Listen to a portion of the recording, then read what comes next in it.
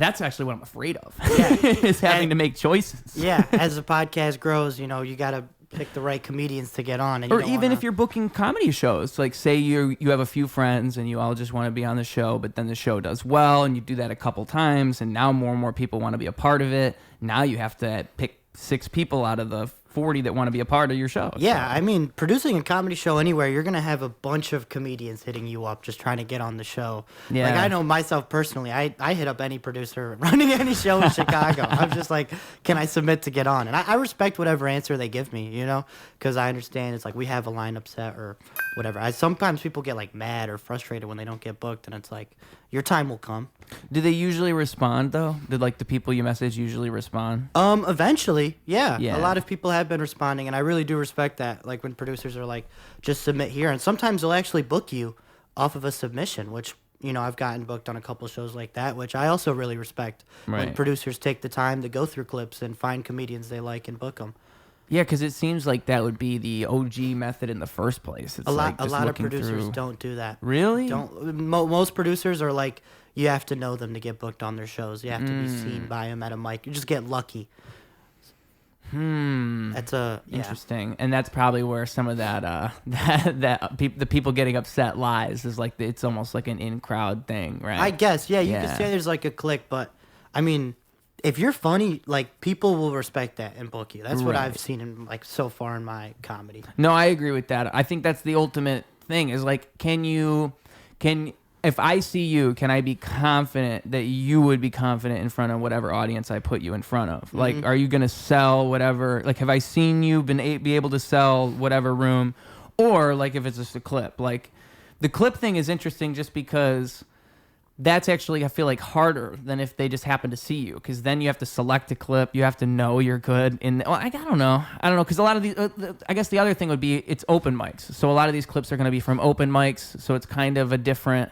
Well, it's kind of hard to kill at an open mic. It doesn't happen all the time. most comics get like a full set video that they have sending out from. Oh, really? So for me, I have a set. I have a set up on YouTube. I don't like promote. Like I don't want it to be seen by other people, just by bookers. I've seen comedians upload like Yes. sets. So it'll be like a Laugh Factory set, and it'll be like 6 minutes. Yes, those are probably Oh. sets that they're sending out to bookers, just trying to get on shows, get on clubs, wherever they can. And I mean, the thing with clips is like anybody can look good for 6 minutes in comedy. Like a lot of people have funny, like a really funny 5 minutes of stand up. Right. Like after your first year, you should have at least 5 minutes of killer material. So it's like, it's kind of tough to book somebody off of just a clip. So I do kind of get where producers come from, where it's like if they haven't seen you, it's tough to book you. Because anybody can look good doing comedy sometimes. Does that make sense a little bit? Yes. Here, I gotta grab my coffee, but I'm gonna put a pin in that because that's it's right there. It's hiding behind the water bottle. It's an optical illusion. But anyway, 100%, because it's kind of like they have to feel your energy in the room. Like I have to know that. That's why I was saying like, could I feel your confidence? Like, can I feel it? It's a much different thing, I think, even than watching a clip for sure. Because it's like, I think that's kind of I think comedy is more so that than most things. Because like music, it's not so interactive. Like comedy, it really is about the exchange that happens in the room at that time. Yeah. And that exchange, if it doesn't happen, everybody knows it didn't happen. Exactly. Yeah. Yeah. Mhm. But if it does, and I think like it would also be a thing where it's like if you see people do that consistently. Because if I saw you do well one night and then I see you just do even better the next week and then even better the next week, well, now I would really want to book you. Yeah, So I imagine there is.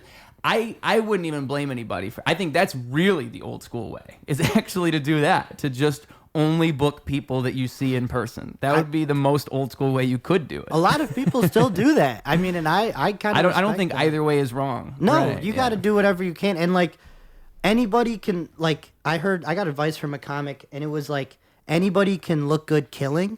But if you can look good bombing, that's like truly a good comedian. Like where you're not getting the reaction you want from the crowd, but you still have the confidence to kind of respond and like kind of still fight through it, which is something I'm still working on, is bombing. Bombing is so ass. Like, You're dying. I mean, how long have you done comedy for? I've been doing it for, I think, around like 9-10 months. Okay. So I'm a newbie. So I'm But still... do you bomb less than you used to? Do you at least have that in your favor? Yes, I'm getting a lot better. I mean...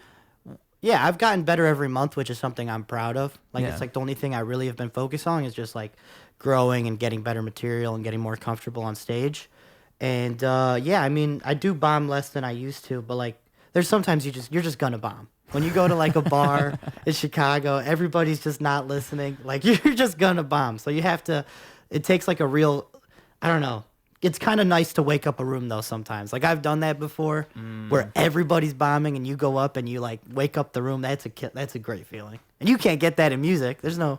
Is there a way? Can you wake up the room? I can. No, I think that's my specialty. Okay, is waking up the room. So like, you're like an opener. You got the. Yeah, dude. You'd be surprised. I have a T-shirt that says "professional mind blower" on it because I call myself that. I'm a professional mind blower. Okay. And like, I think that's why what I do works when I go to these comedy open mics is because I open up the room in a way that a good comic would. Like, I can literally feel a difference. That's dope. Yeah. You kind of like feel there's more energy. Like, people kind of feel like they have to bring it a little more because someone else brought it. Well, comedy following music is tough because like comedy is just not as cool as music. Like, it's just it's a lot lamer. You know what though? I don't know, because if you like blend them for a show, I don't know what the answer is. Like, do you put the comedy first? Do you put the comedy last? I don't think you mix them up. I don't think you have them go between each other because that's just weird. Yeah. I agree. So like, does the music open the show or does the music close the show? It's a hard. I think it depends on the genre of music, but like, I would probably, for me, I would want to do, if I ever produced a comedy show, I'd want to collab with my friends. They just started a band. They Okay. dropped their first single today, actually. Hell yeah. Deep Sky Ocean. It's actually awesome. They're like a metal group. I would want them to open and close out the show because they can just like play like all the metal bangers just to get the crowd kind of hyped and excited. And live too. Oh, they're so talented. Oh, Yeah, that would be they're all cool. Extremely good. And they would just do like a bunch of like popular metal songs. Yeah, like they can play Everlong like to a T. They have their own single. Like I just said, they just dropped. They can play so many great metal songs that are just awesome. They just don't have a vocalist though. That's what they need. Their vocals are terrible, but everything else is amazing. Like, they don't even do a vocalist? So they do. The lead guitarist, he does vocals, but Poor guy. he doesn't even like doing it. He does not. He even admit it. He posted the single on his story. He's like, the vocals suck, but still give it a listen. So yeah, it wasn't. The vocals were pretty bad, but I like the song. It's a good song. If you've met John Torgerson, if you've met him. Yes. Yeah, I think you guys were both at Cozy Corner. Yes, he was hosting. He did a great job. So he used to be in a band doing metal vocals. Really? And he was just telling me recently, he's like, if you ever need metal vocals for a song, like, hit me up. So he might be the guy. This might be the opportunity he's been waiting for. Yeah. I should. Because he was telling me, like, he secretly, like, part of him wants to do the music. That's why he was messaging me, is because he wants to do it. So. Man. Yo, I should connect them because they really do. Even just for a show. Yeah. Even just for one show. Yeah, Like, to have a singer. That'd be awesome. Because I was thinking, like, I could attempt to do metal vocals, but I know a guy who it's in his soul. Like, one of my most viral videos, I'm singing a System of a Down song. Like, I feel like if I really try, I could, like the screaming stuff is like, I don't even want to try it here. Yeah, I feel like I could hard. do it, dude. I can't do that. I don't give it a try. I'm a terror. Like, they were like, you want to be our vocalist? I'm like, nope, I can't. I can't sing at all. It'd be terrible. But metal songs, like, they do kind of have crappy vocalists. Like, Yeah, you can get away with it a little bit. Yeah. It's more about the energy, I think. It is. Yeah. It's the sell. Exactly. Yep. Like, you got to sell the performance. Oh, wow. Yeah, exactly. You know what I'm saying? I felt that. Yeah, exactly. But yeah, there's like yeah, I never really got too into like certain kinds of metal though. Like, what kind of music are these guys? This band that released today. What kind of music is it?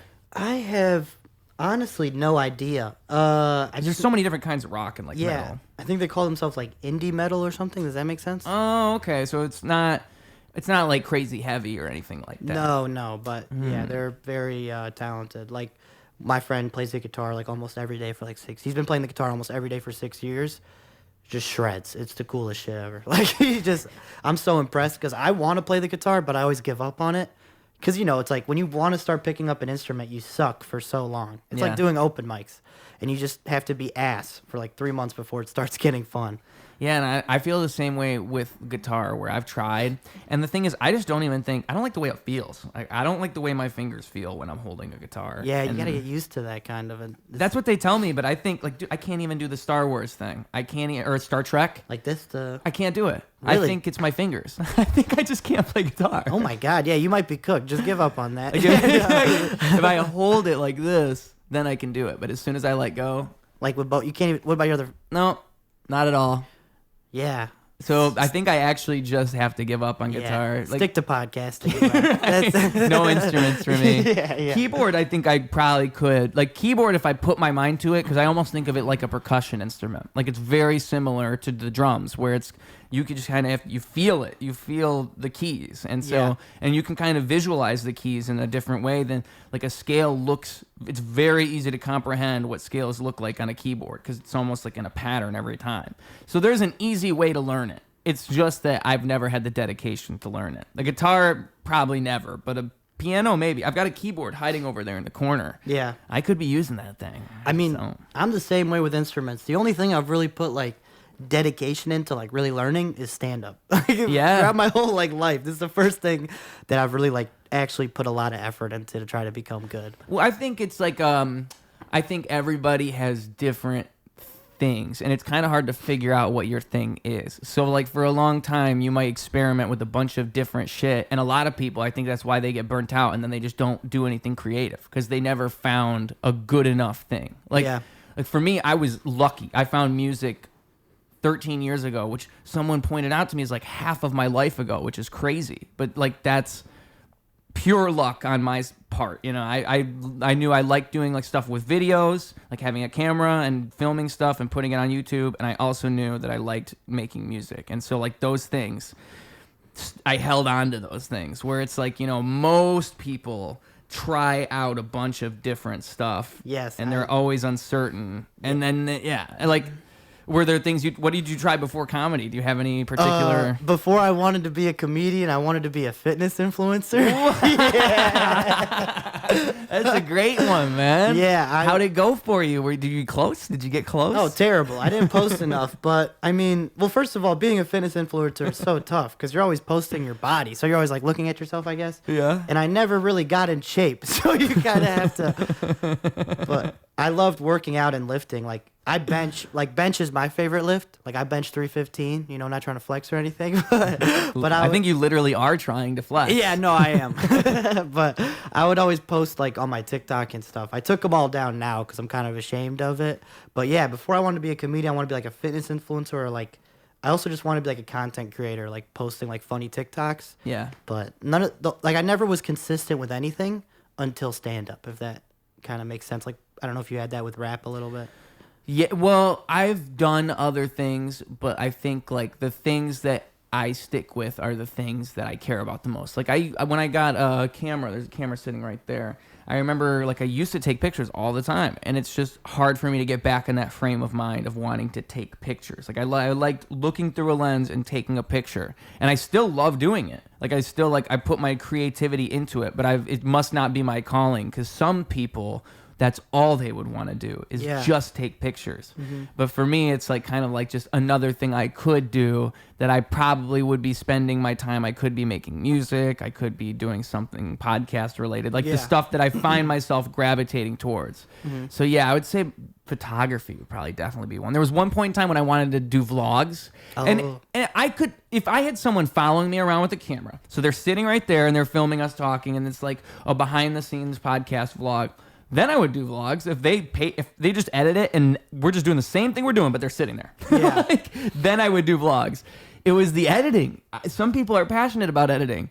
For me, it is such a chore, dude. Yeah. I do not, and I know how to edit. I'm not even bad. I just don't want to spend my time on it. It feels like a burden because it feels like this is the part I want to do. The editing is the part that like makes everything take forever, and now I have to like spend more time on this making choices. That's why I never make any more music. I used to film all my own music videos and edit them, and it was just like the amount of work that would take, because I'd have to go out, I'd have to shoot 6 different takes for each verse, and then maybe it'd be good if I got B-roll, because that would be something to throw it all together. Yeah. And this isn't even like a storyline video. It's just something simple, something aesthetic. And then for the hook, I would get different takes, and maybe I would do something special on the hook. And then I just cut that all together. That whole process, filming it would take like 5 to 10 hours, and then editing it would take like probably 5 to 10 hours. Damn. And it's just like sitting in front of a computer editing, and it's so tedious, and you have to make choices like, oh, what's the best take in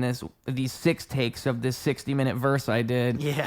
It's just not what my job is supposed to be. Yeah. I just want to rap and rap. You Yeah. know? It's kind of tough. Like when you're starting like something like that, like you have to be everything for yourself. You have to be your editor, recorder. Comedy's the same. Yeah, exactly. You have to be your agent, your manager, your writer, all that shit. I mean, I'm probably gonna be my writer for the rest of my life, but like, you know, some comics hire writers later on in their career because Yeah, you know what? I think music's the same in that, which is interesting. Yeah, because like you couldn't even really knock someone for doing it, I suppose. Even in comedy, I don't think you really could, because I mean, there's no real rules.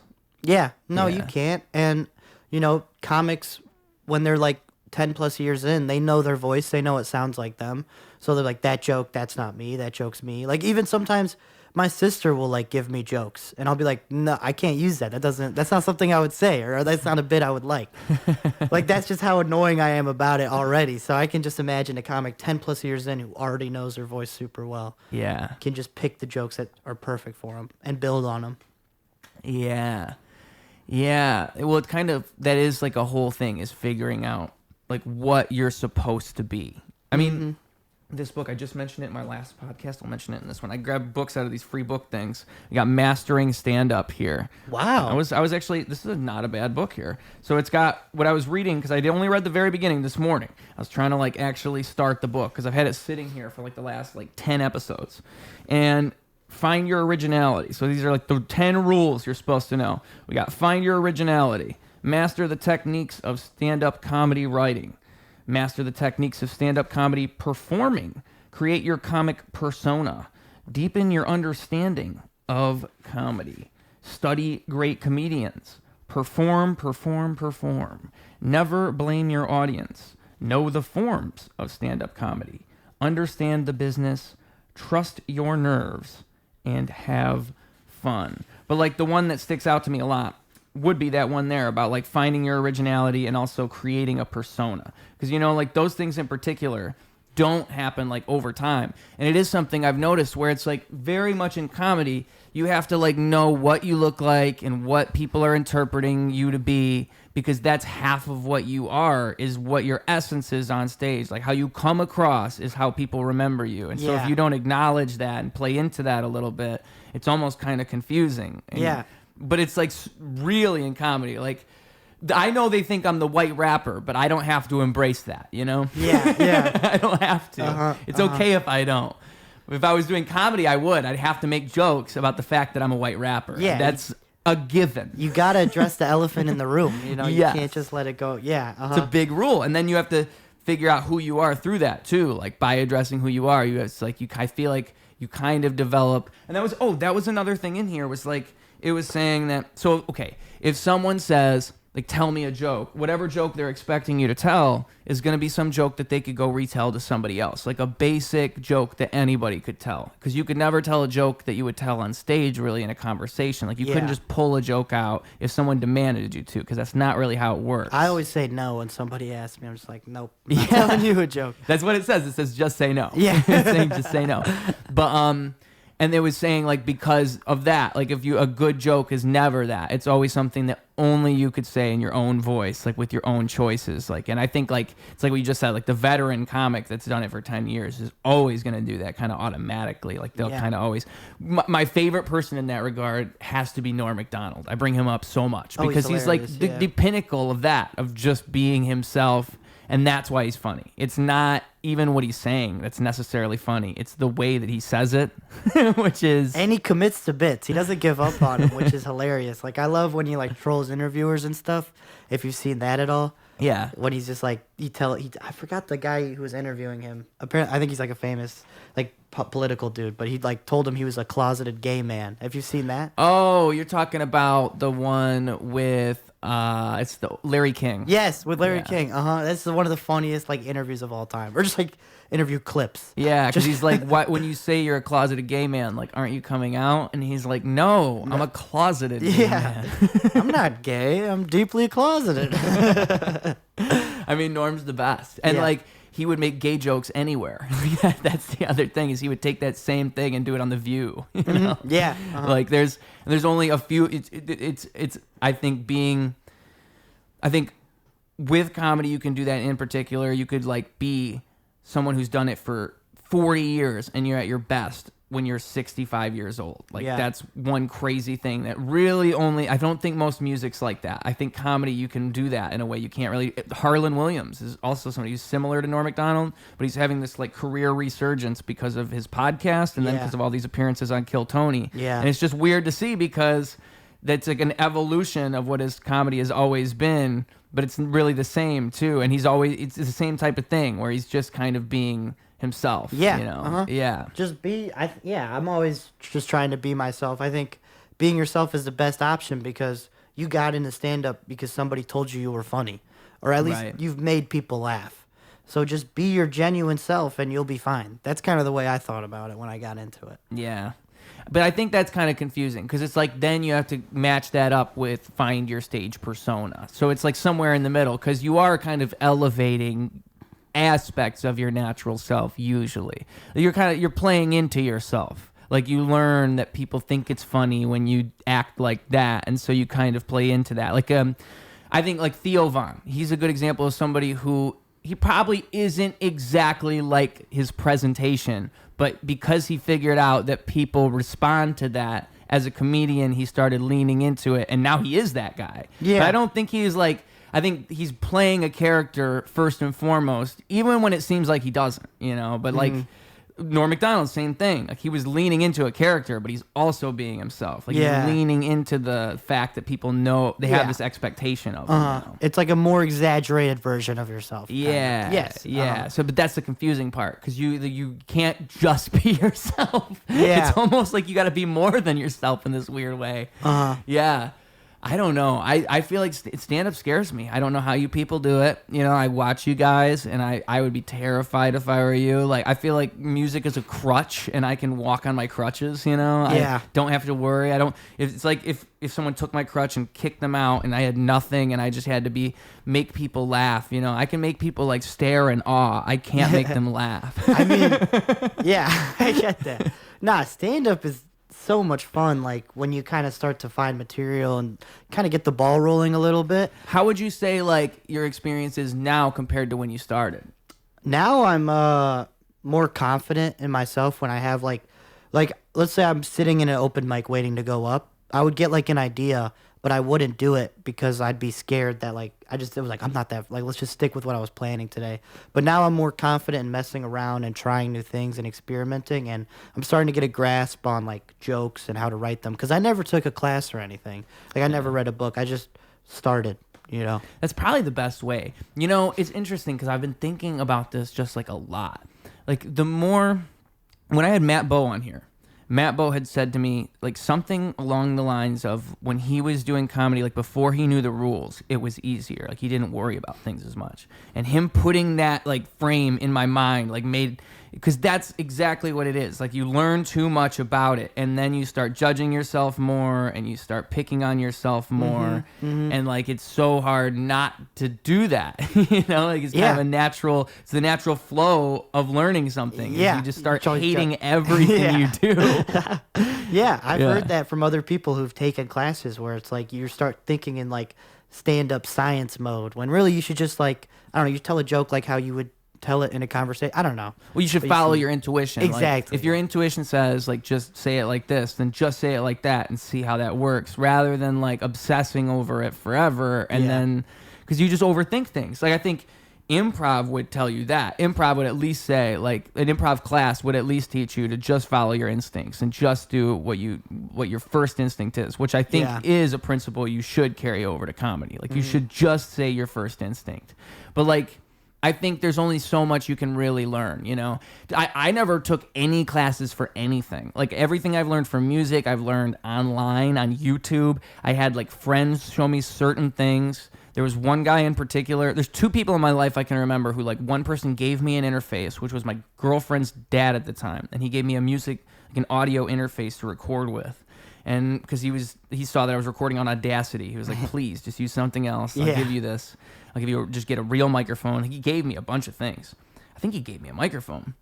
And so he was so supportive. And then another person who I remember hung out with him, and he mixed my music with these certain plugins. And I was like, but what was so cool about it was he was teaching me the whole along the way. He's like, this is what this does, this is what this does. He wanted to teach me. Yeah. And through that, I learned, so I'll get all these plugins and I'll use all this. And my music has sounded so much better ever since. Like, I cannot thank that guy enough. Yeah, that's awesome. But that's been my learning process the whole time. And I feel like I did it the right way. Like, I didn't go spend a bunch of money to go learn from a certain place. I didn't learn a certain skeleton, like, framework of how I'm supposed to do things. I've just always done it kind of by intuition. Like, that's how art has always been in my mind. It should be my intuition first. I agree. There's plenty of stuff, like, for stand-up. There's plenty of stuff on YouTube you can watch and study. There's so much. So much endless foundation of content on YouTube now. Yeah, it's crazy. I mean, whole interviews with headliners who have done theaters. Like, you can find an interview with Mark Norman, Pete Lee, Nate Bargatze, like, all these huge comics, like, giving you their advice, like, in an interview. And then you can also just watch there's so much stand-up now on social media. Like, and all those people you just mentioned do podcast stuff and stuff like that. Exactly. So you can also just hear the way they think in a way that you couldn't before, you know? Listening to podcasts is underrated because they do kind of, like, work out a bit a little bit in the podcast. Yeah. They'll work out bits, but also just, like, to see, like, the mind behind the comedy is interesting for a lot of those people. Because, you know, you to the point where a lot of people just like them as people. Like, they watch their podcasts and they haven't even watched their stand-up. There's a whole lot of that where, because I think, like, that's kind of the interesting thing about all those, like, all podcasts, is that you're getting to see that side of that person that's just that person, rather than looking at, which is for better or worse, because now everyone's kind of, like, expected to be everywhere all the time. So it's kind of like, as a comic, I imagine that would kind of suck, because it's like, it's just like when you used to be able to be, like, a rock star and people would only see you sometimes. Like, it's like back in the day when you didn't even know what Slipknot's faces looked like because they wore masks and you thought they were actually aliens from Mars. Nothing makes any sense. That world is way less stressful as an entertainer than, like, this world. But yeah, it is cool on the same coin to see these people and understand them a little better. Like, even the fact that, like, now you have politicians on podcasts and actors on podcasts. It's weird. It's almost, like, kind of jarring. It is weird. Yeah, podcasts are becoming, like, mainstream now. Yeah, which is, like, you see, like, it is really weird. Because I kind of thought they were over. Like, I thought, because I don't know if you've watched Tim Dillon at all, but I remember, like, in a year or two ago, like 2022, he was, like, saying, like, podcasts are over, like, the podcast boom is over, you're crazy if you have a podcast. And it made sense to me. He was probably right. Like, it's all over. Joe Rogan got, like, millions and millions of dollars from Spotify. That's the biggest thing that's ever going to happen with podcasts. There's no way it's, like, up from here. It's got to go downhill. And it's just gotten bigger and bigger since then. It's crazy. Yeah. It's actually crazy to me. I just found out Josh has a podcast because there was a Drake and Josh podcast. Yeah. Which I was like, I didn't even know this existed. Yeah.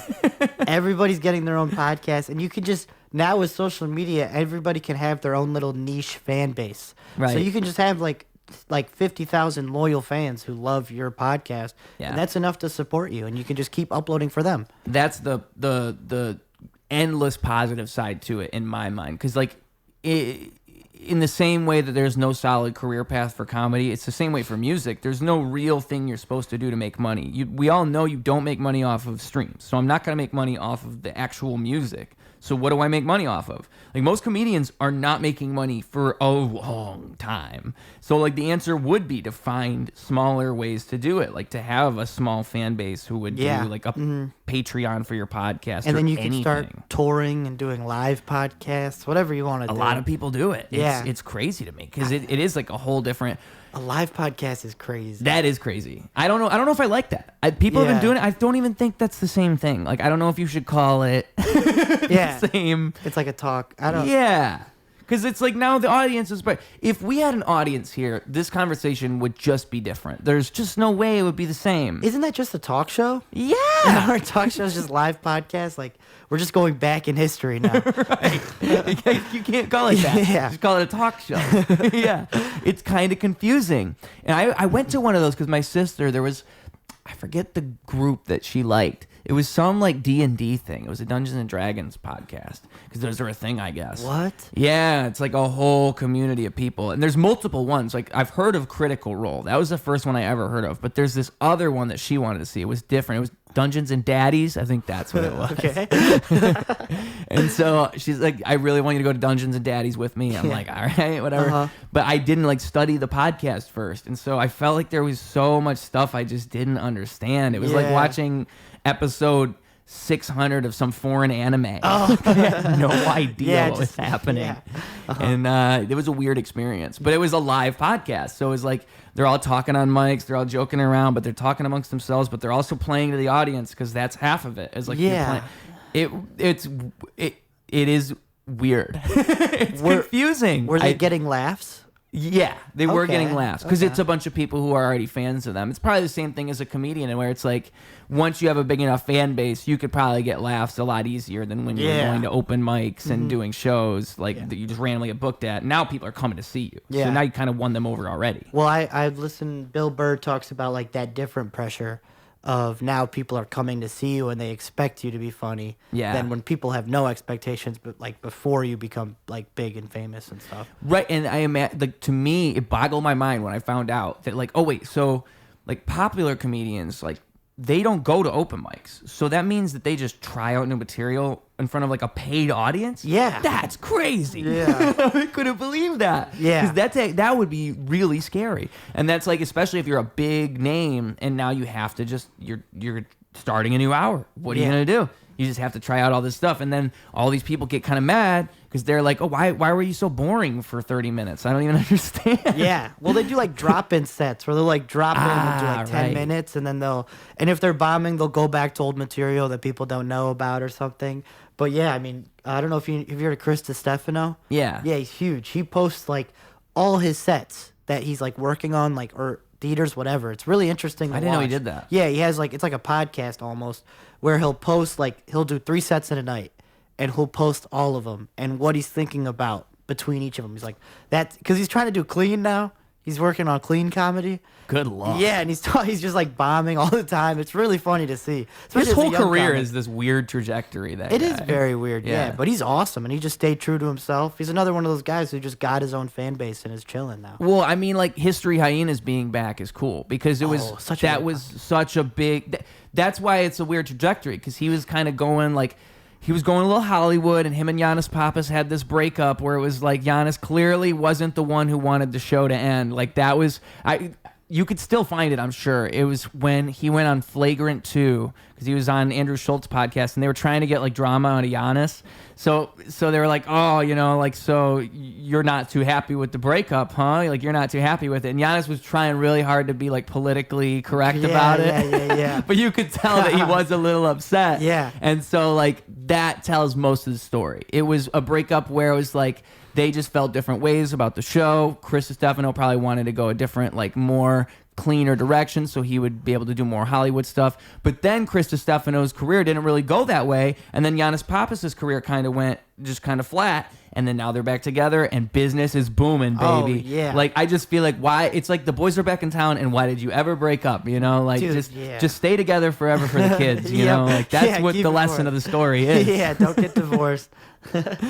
Because it was kind of sad. It was like, that is one of like, that podcast has a rabid fan base. Yes. And not many podcasts have that kind of fan base. There's so many in-jokes and so many. That's one of the only podcasts where you'll see like fans complaining about them getting guests. Like they're in the comments like, don't ever get a guest again. We don't want to hear anybody else interrupt you guys. Because that's just how much people love to hear them talk. I think it's awesome. And they're like, that's my goal. I want to find another like person or like comedian that like I can like kind of vibe with like that. Where they're just going off each other the whole time. Just being fucking hilarious. You mean like for a podcast? Yeah. We're just match your energy and they have a similar sense of humor. I think that's the best way to go about it. Yeah, I mean, I couldn't imagine doing this by myself. There's a few people who do it by themselves, and to me, Tim Dillon, well, Bill Burr. Tim Dillon doesn't even really do it by himself. When he started, he had a producer. Forget his name, Ben. Ben, yes, and he was actually a big part of it because Tim Dillon would be like playing to him the whole time. That's kind of, when Ben left, it was kind of a sad period for that. It's kind of another breakup in the podcast world. That was a big one. That was actually a big one because it was, if you were close with that podcast, you did feel the difference. It actually was different. And it's recovered. Tim Dillon has recovered, but there was like a period where it wasn't quite the same because it was like, where I was getting mad at the laughter because it wasn't Ben's laughter, and I knew there was something wrong with me. Yeah. I shouldn't care about this. Yeah. You're like, am I gay or something? Like, what's going on? Yeah. Am I upset about this bromance? Yeah. But that is what happened. They broke up. There was a bromance, and it ended. I think that was and the thing was, there has to be some reality to it because Tim would always make fun of Ben. Yeah.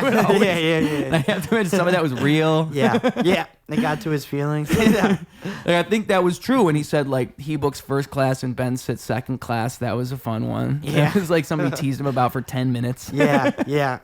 How Ben is a loser and him and his wife are losers. I think I've heard that many times. Yep. Tim plays up like that arrogant asshole part of himself. Yeah. I think is funny.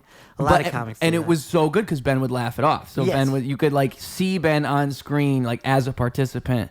Yeah, he was great. Tim Dillon, that's Tim Dillon's best podcast era is that like pocket, I would say. So there's so much good stuff there. The rant he would go on, oh my god. His rant about Disney World, bombing Disney World, I'm pretty sure that's what it is, and then his other rant about getting banned from what's the thing you apartments that people rent out? Airbnb? Yeah, he got banned from Airbnb. Really? Yeah, because of two lesbians. There's like a whole story about how like the lesbians, he didn't do the dishes or something, and so they like wrote a bad review about him as a guest, and so then he wrote a bad review about them, and he said something in the review, I'm pretty sure, that got him banned from Airbnb. I think that's what it was. It's a great story. Yeah. I'm telling you, I can't do it justice, so I'm only giving you Cliff Notes. Yeah. This guy nails it. Yeah. I gotta go back and watch that or something. But yeah, so like, but doing it by yourself would be daunting. Whereas like if you have a guest, it's somebody you can bounce off of. Like I've always liked doing it with different people all the time because I know, for one, it'd be nice to have a producer. That would be nice, but I have to have somebody I would trust, kind of like the same thing with a co-host. I have to have somebody who I know you're not going to interrupt, you're not going to like make it a thing, you're not going to like constantly try to interrupt things and like pull the wrong things up. Like you're just kind of hang back until like we need like there's actually a magic to the proper producing for podcasts, because you'll see a lot of these shows where like the producers, they'll make them like part of the show, or like to me it's too much. Like you don't have to do it doesn't, unless you need that and you want that to be a part of the show, but like I don't know, like they all have laughers that have these like loud ass laughers in the background, and to me that's like, now we're doing a sitcom. Like now it's too like much. You're telling me when to laugh at your podcast. And it's not like Ben. It's not like the Ben thing where it's like just a little giggle. It's like you got to do it every 30 seconds, like yeah. Like, bro, like what are you gassing these people up with? It's great. I'm pretty sure the only time I've ever seen anybody say something was on I think it was Matt Rife on like Your Mama's House, because Tom Segura, I think he doesn't have it anymore, but he had that for a long time. He did, yeah. That guy left. Yeah, he's not there now. And I remember like Matt Rife said what I just said, like why are these people laughing? Yeah. I would be confused. It would throw me off. And so that's the thing, is getting a producer that just lays back.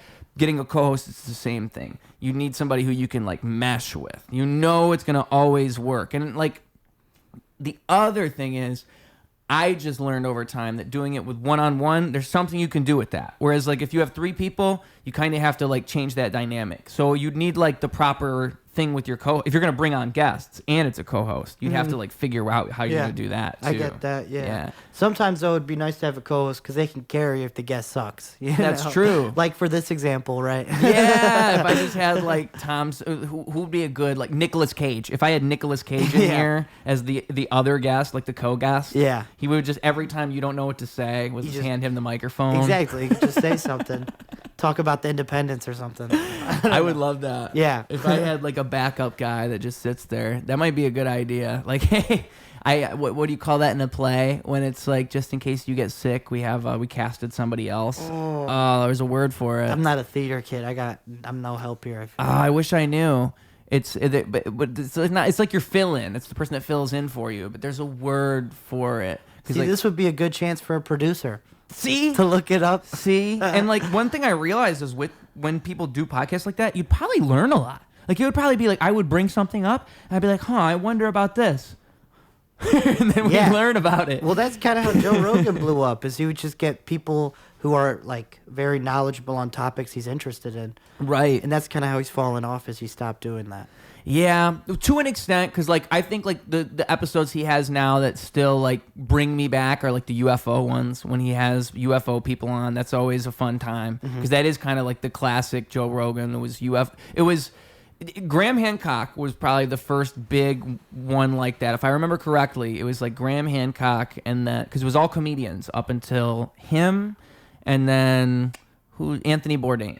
I think Anthony Bourdain was the first one that wasn't, but then Graham Hancock's another one that's like one that's been around since the early days, and then it's a bunch of comedians, and so it's just interesting to me to like study how his show blossomed in such a way where it was just him and comedians for a little while, and then he started to bring some people on who weren't comedians, and then it became like 10,000 other things over time.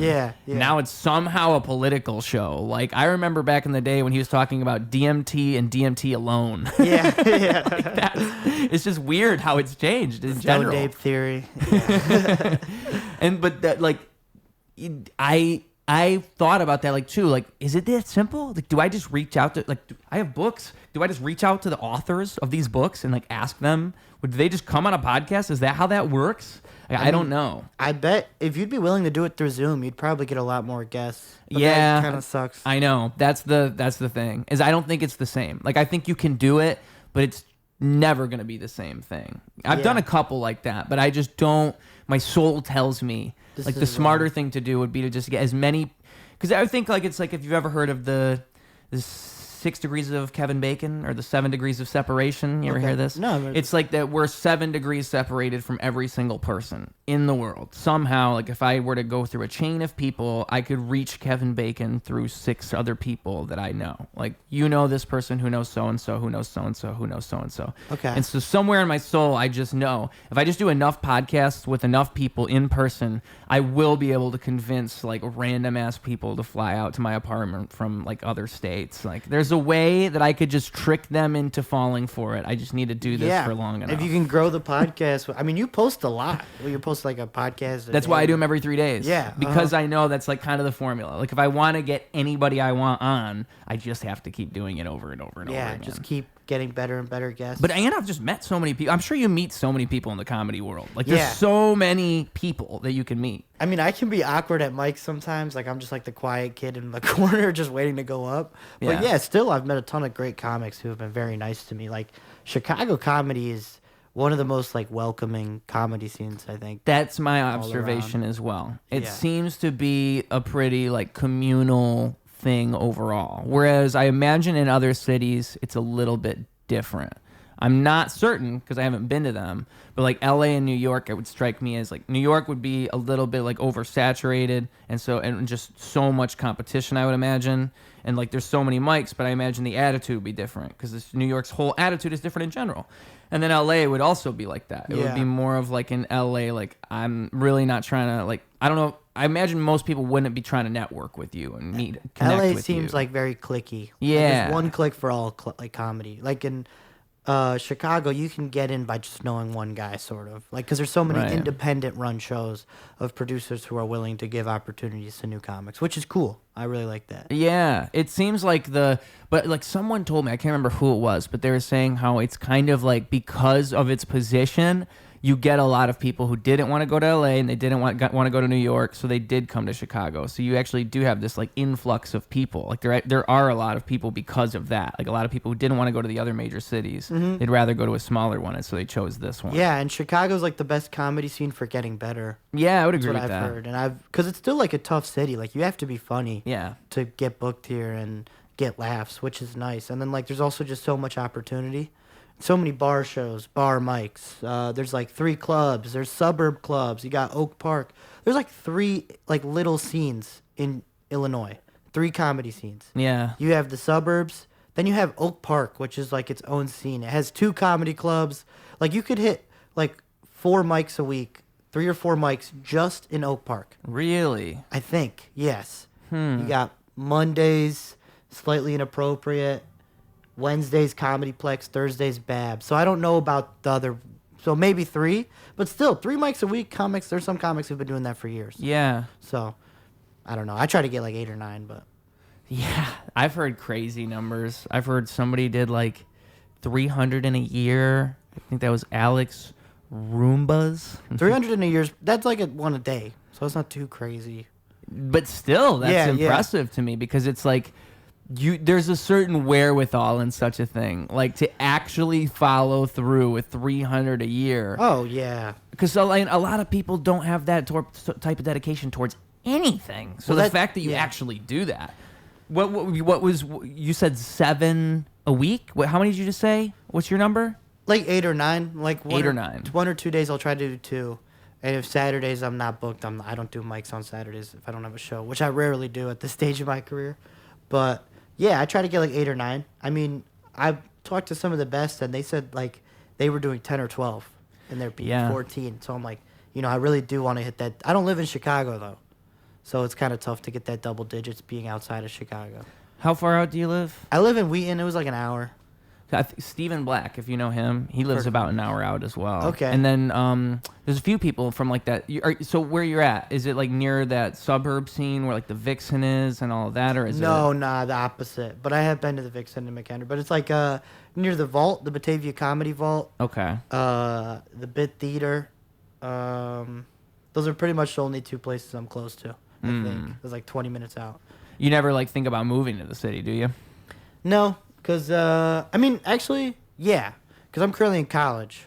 So in like 2 years, I want to go to UIC, so I can balance, have comedy, and I'll be in Chicago, living in like an apartment or something. Interesting, but for now, no. Because, no, it's just the money. I don't mind living at home with my parents. It's not too bad. Believe me, like it is a privilege that you will not regret holding on to. Yeah, exactly. And they let me do the stupid shit anyways. So Yeah. why just like leave and come to Chicago? Yeah. And have to like, I wouldn't be. I'm not ready for that yet, for sure. Yeah, man. I mean, it's a jump for sure. It's completely different because then, I mean, the benefit is if you're doing what you're doing now, it's easier for you to stick around in the city. You're already you must be hanging out here all the time if you're going to 9 mics though, right? Like 9 mics a week. Like, is that like 2 a day for a few days? Like, how does that work? I'll do so. Imagine you have to have a real job too.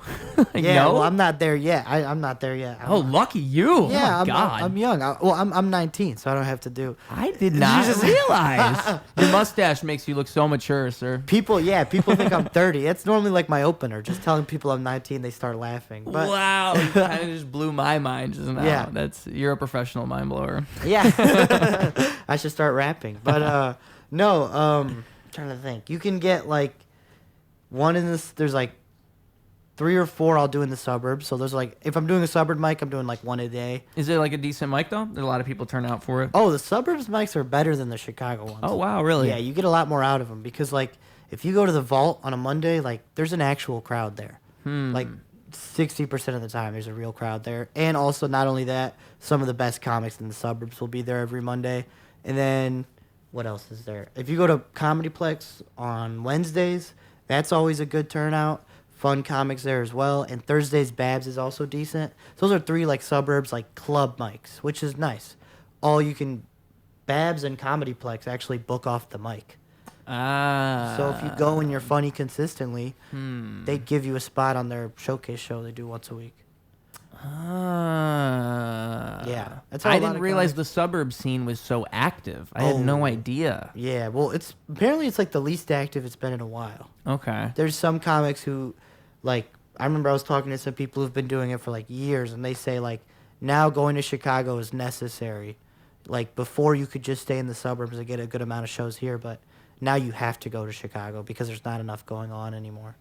But I think it's going back. I think it's growing again. We'll see. Yeah, because I know when Amy Simon started her mic, the competitive one she does, The Gauntlet, that was in the suburbs over, like, I think in the Vixen area, yeah, wherever that is. I heard it was in McHenry. Yeah, McHenry, yeah. And so, but she ended up moving it, and I think it was more to do with like just how it usually is when a mic moves, some dispute with the people who own the place. I think that was all it was. Yeah. But yeah, I think it was the same idea, is they were trying to bring something to the suburbs and like give the suburbs something to have, so that way it could revitalize that scene. But so I didn't realize this is a whole thing. There's a current revival period happening in the suburbs. I don't know if it's revival. I think somebody's got to revive it. You have there's like a lot of stuff coming. Like you got the Bit Theater. They have one showcase a month. God, I'm trying to think what else. The suburbs has been dying. Actually, it's pretty low right now, but I think we can start bringing it back. I don't know. Hopefully. Yeah. I mean, like, for the people that are there, hopefully. Because, it's either that or you drive out to the city all the time. I mean, like, that's why I moved here, is because I just know, like, at least I'm from Flint, Michigan, so it's 5 hours away. Yeah. But, I mean, like, every time I would come here, I would know, like, there's so much more opportunity for me in a place like this than where I'm currently at. There just is bound to be. There's no way. When I think about, like, the biographies of people, like, wouldn't the story make more sense if I moved away from Flint, Michigan, and I went somewhere else, like, and then his story began? Yeah, I mean, but I imagine, like, the suburbs surrounding this area, probably even just because it's like right around the city, I have to imagine there's a lot of like motion in those areas. It's not just like a dead area. Yeah, Oak Park is like right outside of Chicago. Yeah, I haven't visited Oak Park. It's nice. What I usually do is I come in, I'll go to Oak Park, and then I'll hit a mic in the city after, and then I'll head home. And that's kind of like the 2 mics in a day thing I like to do sometimes. Nice. And you get 2 like completely different crowds and you'll go to Oak Park, you'll go to a club mic that's like has an audience. You're like, oh, this is fun. And then you'll go to like a bar mic in Chicago, and you're like, this fucking sucks. Nobody's listening. Then no, I mean, I love bar mics. I'm not going to. Oh, but that makes sense. Yeah. Oh, Oak Park is north or northwest? Fuck. I think north. We're way on the north side. Like we're on like the north corner of. Okay. I think it would be north. I'm not the guy to ask for that stuff. I'm stupid. I'm sorry. I just wonder where it's at because like.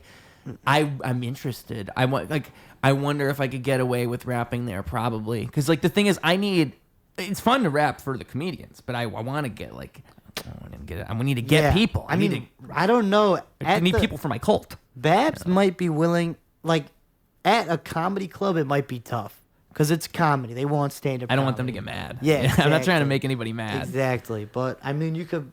I don't even know. There's got to be a way. Because, like, the thing is, like, okay, so Power Hour, have you been to that?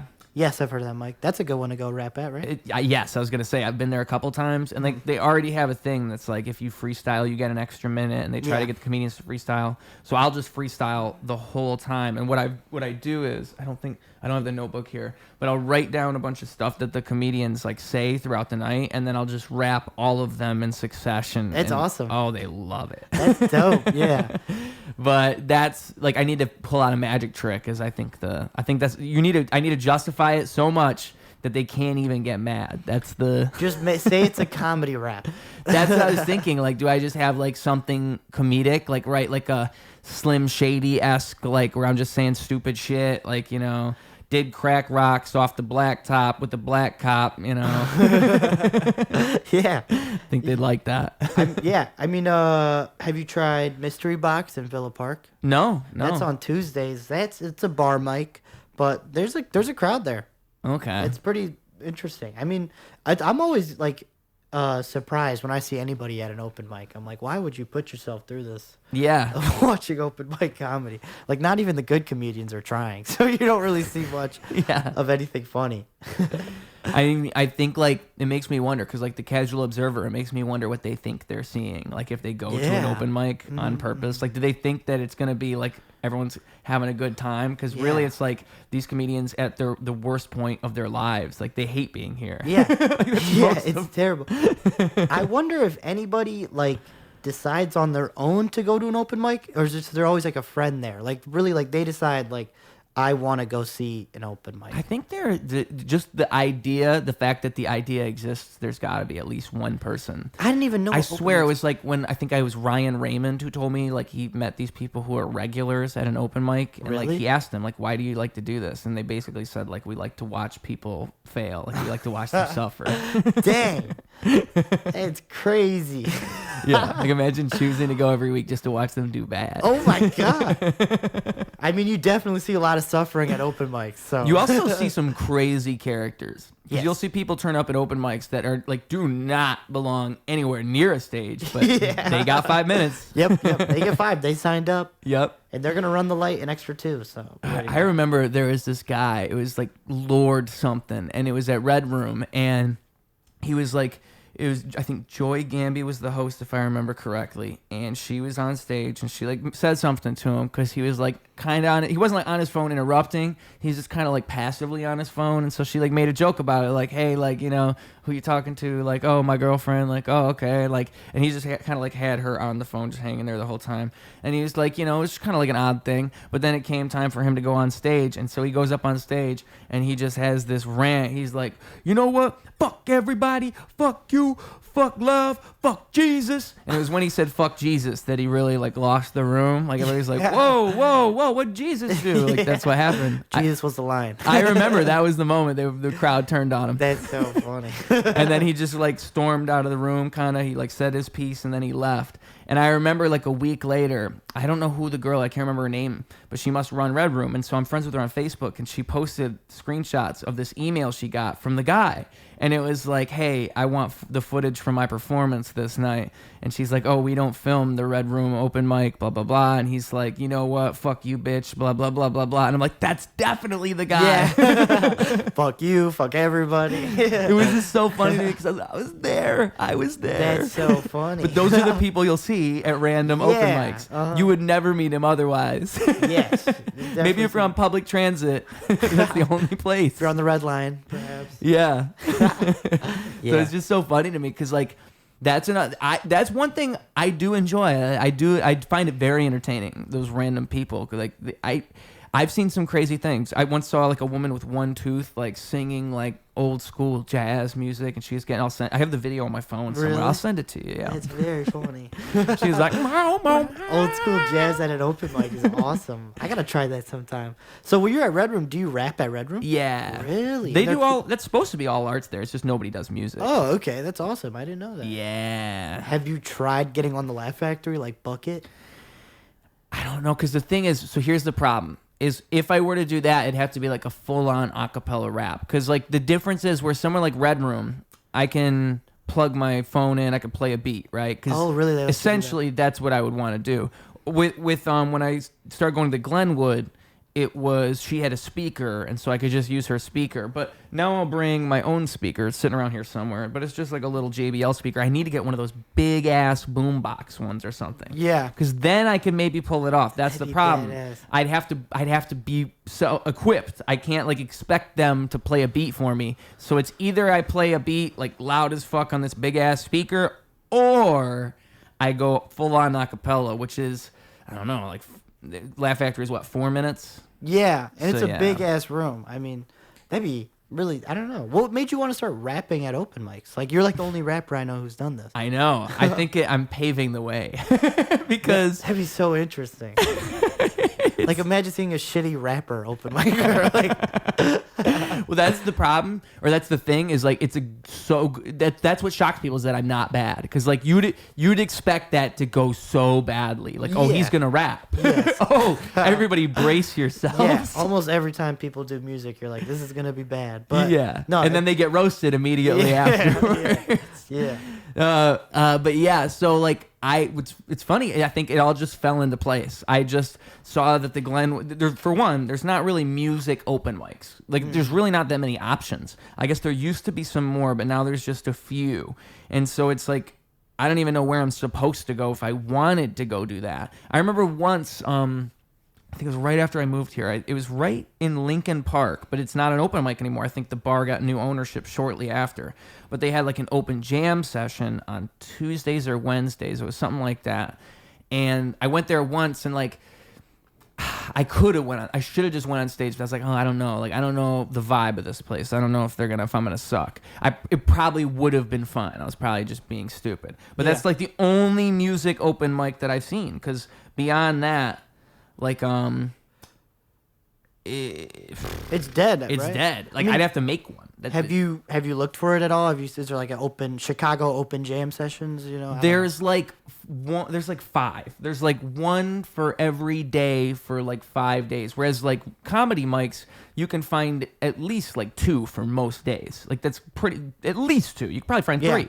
Except for weekends. Yeah. Yeah, and so it's like, to me, that's what's weird. It's like, now that I've been going, because the reason I went to an open mic that was a comedy mic is because I went to an all arts mic, and an all arts mic, most of those just end up being comedy mics with like maybe a musician, maybe. Yeah. So like Red Room advertises themselves as all arts, but they don't really advertise themselves as all arts. Like they don't really say that all the time. Yeah, because they are a comedy club, so they expect. But what was weird though is when I performed there the first time, after I did it, they were like, "Oh, it's cool that you were here because we want more musicians to come. Like we want it to be like people to see it's all arts. Like we want people to know that."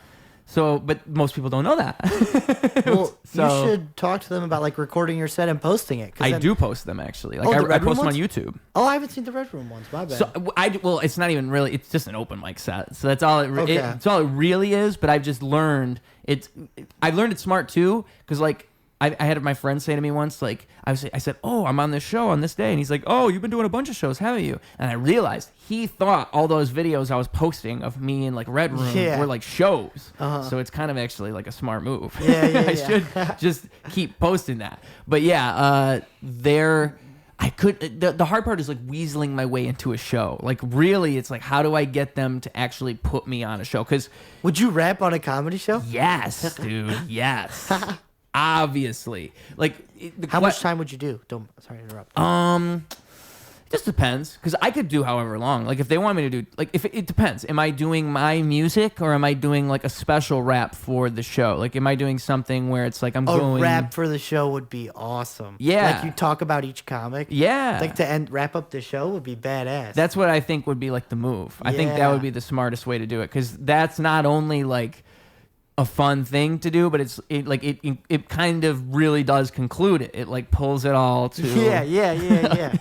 And like it's the same exact thing with like what works about freestyling everybody's set at Power Hour. What I'm really doing is I'm doing like a bunch of callbacks all at once. Yeah, that's so funny. Yeah, and nobody ever sees it coming. Yeah. Mark was racist. Mark was racist. Y'all ain't even say shit. Yeah, dude.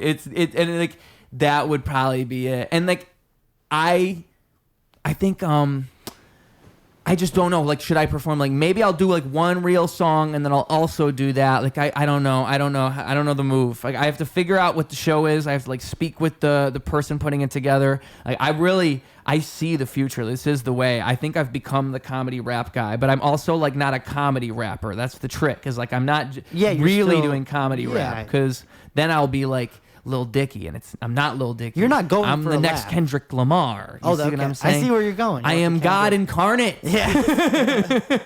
So, yeah, it's just like... Sound more like Kanye, to be honest. I am Walt Disney. I I am Leonardo. I was gonna say DiCaprio, Da Vinci in the flesh, dude. You don't got the answer, Sway. That's one of my favorite Kanye moments. You don't got the answer, Sway. Yeah, on like, Breakfast that Club. is so good. I haven't watched it in a minute. After this, I'm going to watch it because it's been so long. Like I think it's a good 6 minutes of Kanye just yelling at Sway. Really? Yeah. You ever see this? I've seen like just the one meme. Like I haven't seen the whole clip. Oh, it's a whole rant. He's like saying, I am a genius. You don't understand, Sway. You think you know, Sway? You don't got the answer, Sway. That was before he like went crazy, right? Kind of, or well, it depends publicly on what you would consider Kanye going crazy. Okay. Because like some people would say his first big crazy moment would be the Taylor Swift moment. That's what if you remember, and like that was like 2008, like 20. That was a long time ago now. So yeah, where he like jacked the mic from Taylor, said, but Beyonce. people thought that was awesome. He's standing up, like nobody was looking at that and going, he's a crazy man. I'm saying, when's the line where he went crazy? I think probably it would be then after like him and Kim Kardashian broke up. It would probably be right around then. Because like right before that, he was just kind of like a fun public figure you'd see just being silly and wacky. And then right after that, it kind of really went off the rails. You know what I think? He was married to Kim K. They were both super rich. So they had a PR team that could keep this craziness on deck. Then they divorce. He loses the PR team and he just runs wild. And now he's just fucking just saying anything he wants on social media, which is not good. Kanye is like an infinite mystery. He's like a never-ending story. Like I just wonder, like it's one of those things where he always somehow tops himself, and I don't even know what he could possibly do now. He'd have to become a serial killer or something. Yep. Like what could he do that could escalate the stakes? Like he's already done it over and over and over again. It just kept getting worse and worse. You just keep seeing. Yeah, worse and worse. It's like, wait, no. It's so funny because, like, to me, it's like to be the person that loves Kanye. It's just so much harder to be you every single day. Like every day that Kanye wakes up and does something, he makes it harder for you to justify. But I'm the guy. I'm the guy who just. I don't think we should justify the music we listen to. I don't know, separate the music from the artist. I agree, kinda? yeah. I don't know. It depends on the context in the song. Well, I think it's confusing because what you have to understand is the reason that Kanye is Kanye, the reason his music is what it is because of that same mind that you're getting upset with when he says these crazy things. Like it's that same radical creativity that he has, that same stream of consciousness that comes through in his art. It's the same thing. Like, it really is all the same. And so you're kind of like, if you like Kanye's music, but then you're mad at him for the things that he does, it's kind of confusing because like you have to take it all in as a whole. Like it's all one crazy blob. Like and in my mind too, what confuses me is nobody's perfect. Like we all know we're not perfect. So you could still appreciate something that someone makes and still think like he probably shouldn't say that. Yeah. You can still like his music. They're two different things. Uh-huh. And that's the problem with Kanye too. Is it's kind of like, he's kind of like proof that like no matter what you do, if you just drop a good album, people will still. I think someone told me he just sold out the United Center or wherever. Like as soon as the tickets went up, he sold it out. He's too talented. Yeah, and so it's like in comedy the rule is to become undeniable. They say like you have to be undeniably good. Yeah, Louis C.K. still sells out. You know? Yeah, and he always will, Yes. no matter how many times he jerks off. Yeah, in front of people, it does not matter. He can do it on stage and probably still sell out. At this point, yeah. Check out this new bit, guys. Yeah. But yeah, so like to me, it's just it's a confusing thing because it makes me wonder like how far can Kanye go? Yeah. Like how many times can he really do that? Like he got kicked off of Twitter and now he's back. What I don't like is he's saying like he was against porn and like that was like he's trying to be like a family guy and now he's like walking around with the girl that's naked. I'm like I thought we were like family friendly. I thought we were being like sweet. I kind of like that. Well, he was a family guy. He was Peter Griffin. That was yeah, and he loves fish sticks. Yeah. Yeah, dude, I could study Kanye for days. Like he really is like such a. Because the thing is, like his recent appearances, I don't even know. Like I'm starting to think that what happened is, like Kanye got like somebody came in and made like it's like a conspiracy against Ye, dude. It's like they came in and they tricked him into being extra crazy. Like, I don't know if you saw all the things where it was like his doctors were like giving him lithium, because there was a video of Kanye. It was like on his story or something where he's like, I'm off that gas, or I'm off that lithium. Like, he said something like that, like, damn, saying he's doing lithium.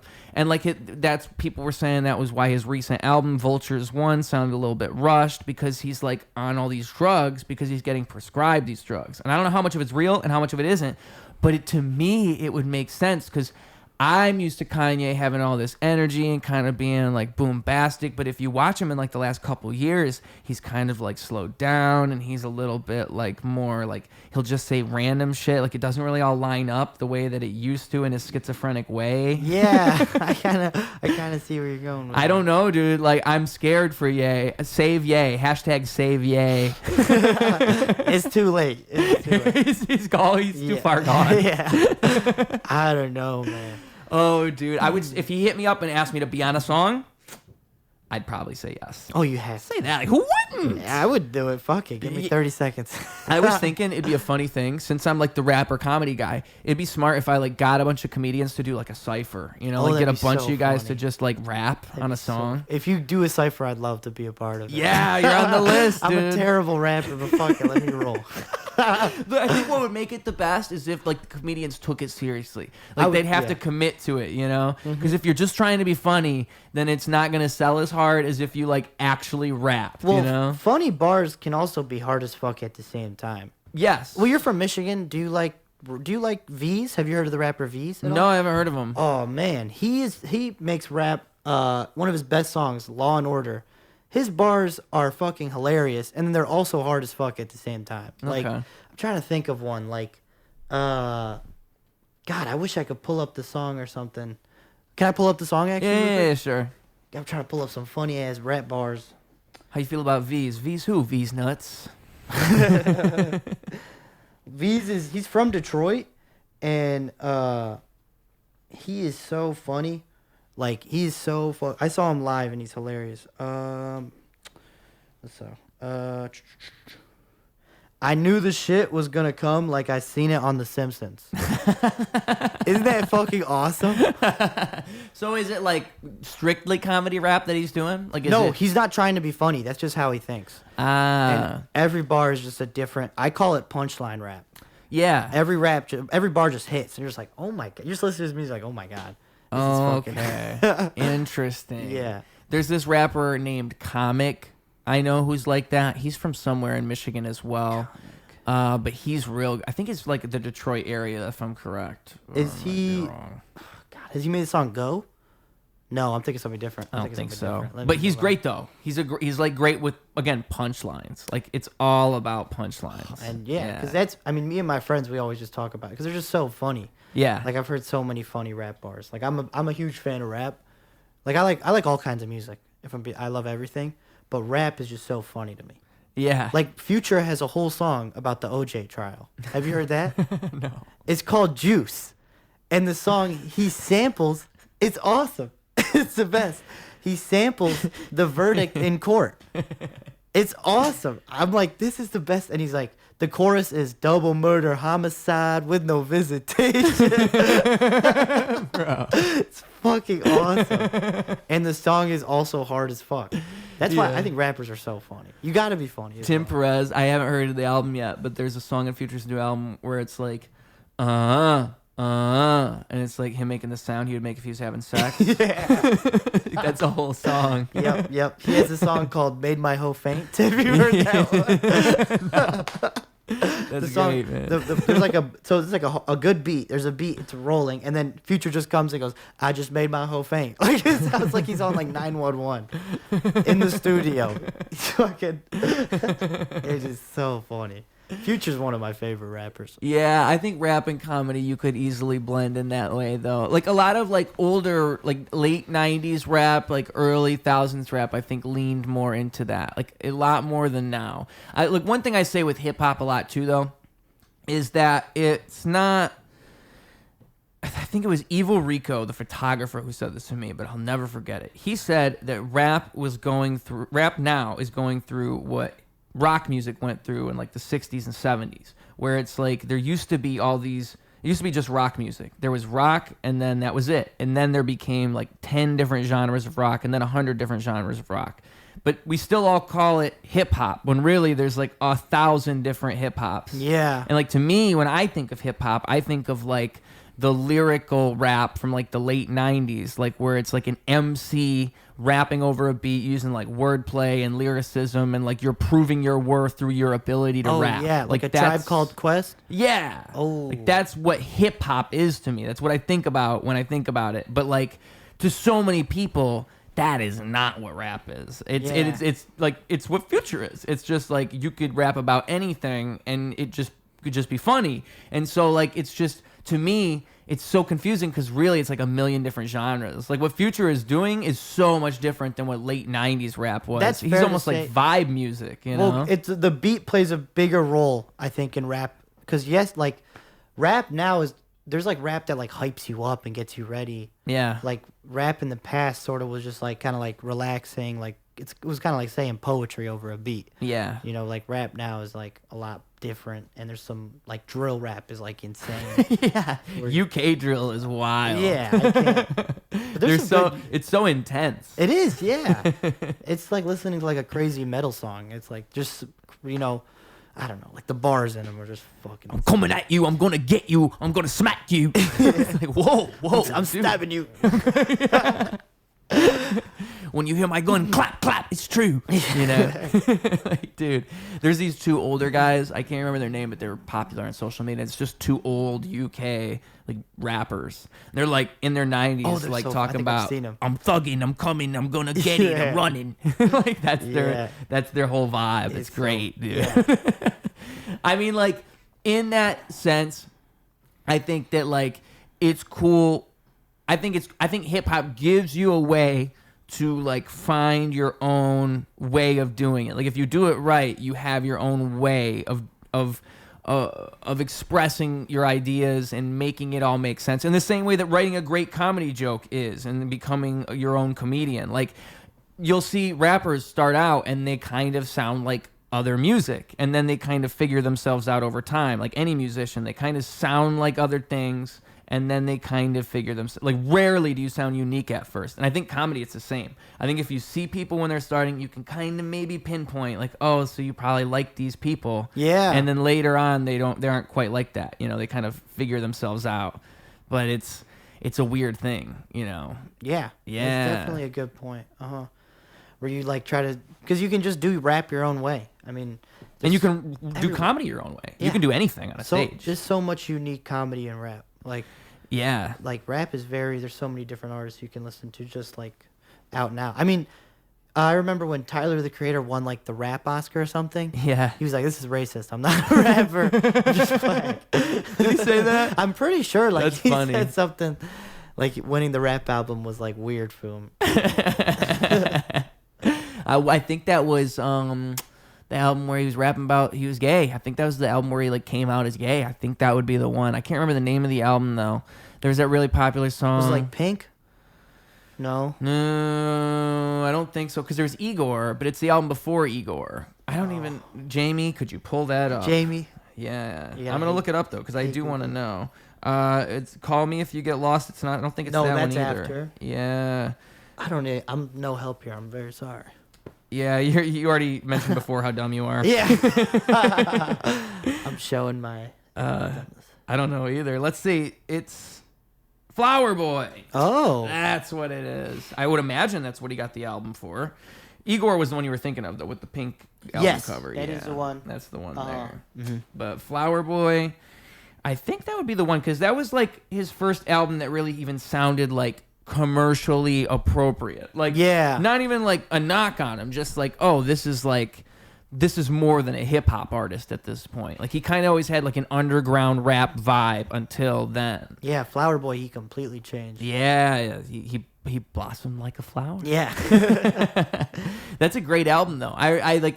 Yeah, there's a lot of songs on that album. I think hip hop at its best is kind of pushing the boundaries, like a Kanye, like a Kendrick Lamar, like a Tyler the Creator. I think Mac Miller was doing that a lot before he passed away. Like it's like you find a way to do to like take the art form and kind of shape it in a way that people haven't yet. And when you do it right, the whole thing kind of sways that way. Like Lil Wayne was doing rock music in the late 2005 to 2010. Seriously? Yeah, he has a whole rock album. No that happened. way. Yeah, there was "Lick Me Like a Lollipop." He did a cover. It's like Lick me like a lollipop. I gotta listen to that. No way. So do you wanna fuck?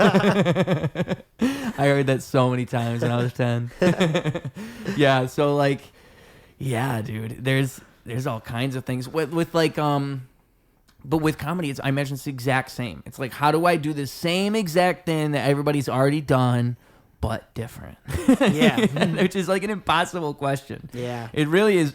It's easier done than said. Like, there's no way to explain how to do it. You just probably have to do it over and over. And Yeah, figure you it just out. can't start from doing it. I don't know. You just gotta just trust your instincts and think one step at a time. And you have to fail. Like, I think like when you bomb and all of that, like it matters. Like, just like, you know, I have to make music for 5-10 years before I can really make the best music I'll ever make. Like, because that's just the way it is. Like, just Yeah. like if you're a comedian and you have to go out and bomb just to get better, it's all the same thing. Like, Yeah, you're gonna pretty suck. You're gonna not do good sometimes. Yeah. Yeah.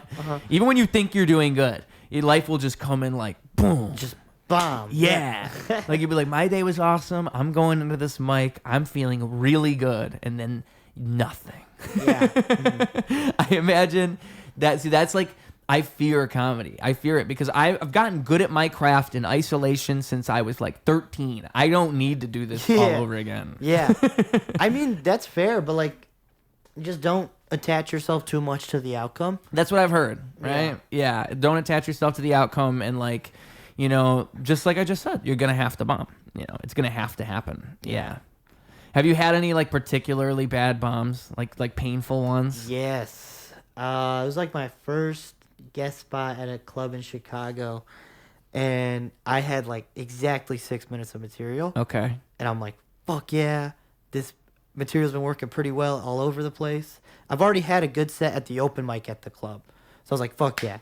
So I do the guest spot, and I just ate it. Just bomb. Not even like, I got like maybe one chuckle. I got one guy like laughing a little bit. In 6 minutes? Yeah, and I was just like, oh. And then, yeah, that was I was like, damn, I got to write. And then also, what sucks about that is you sit and you watch the rest of the show, and you start to watch the good comics wake up the crowd. Right. And then you're like, fuck, like I should have been doing that. Like you see, like I think I had 2 headliners on that show.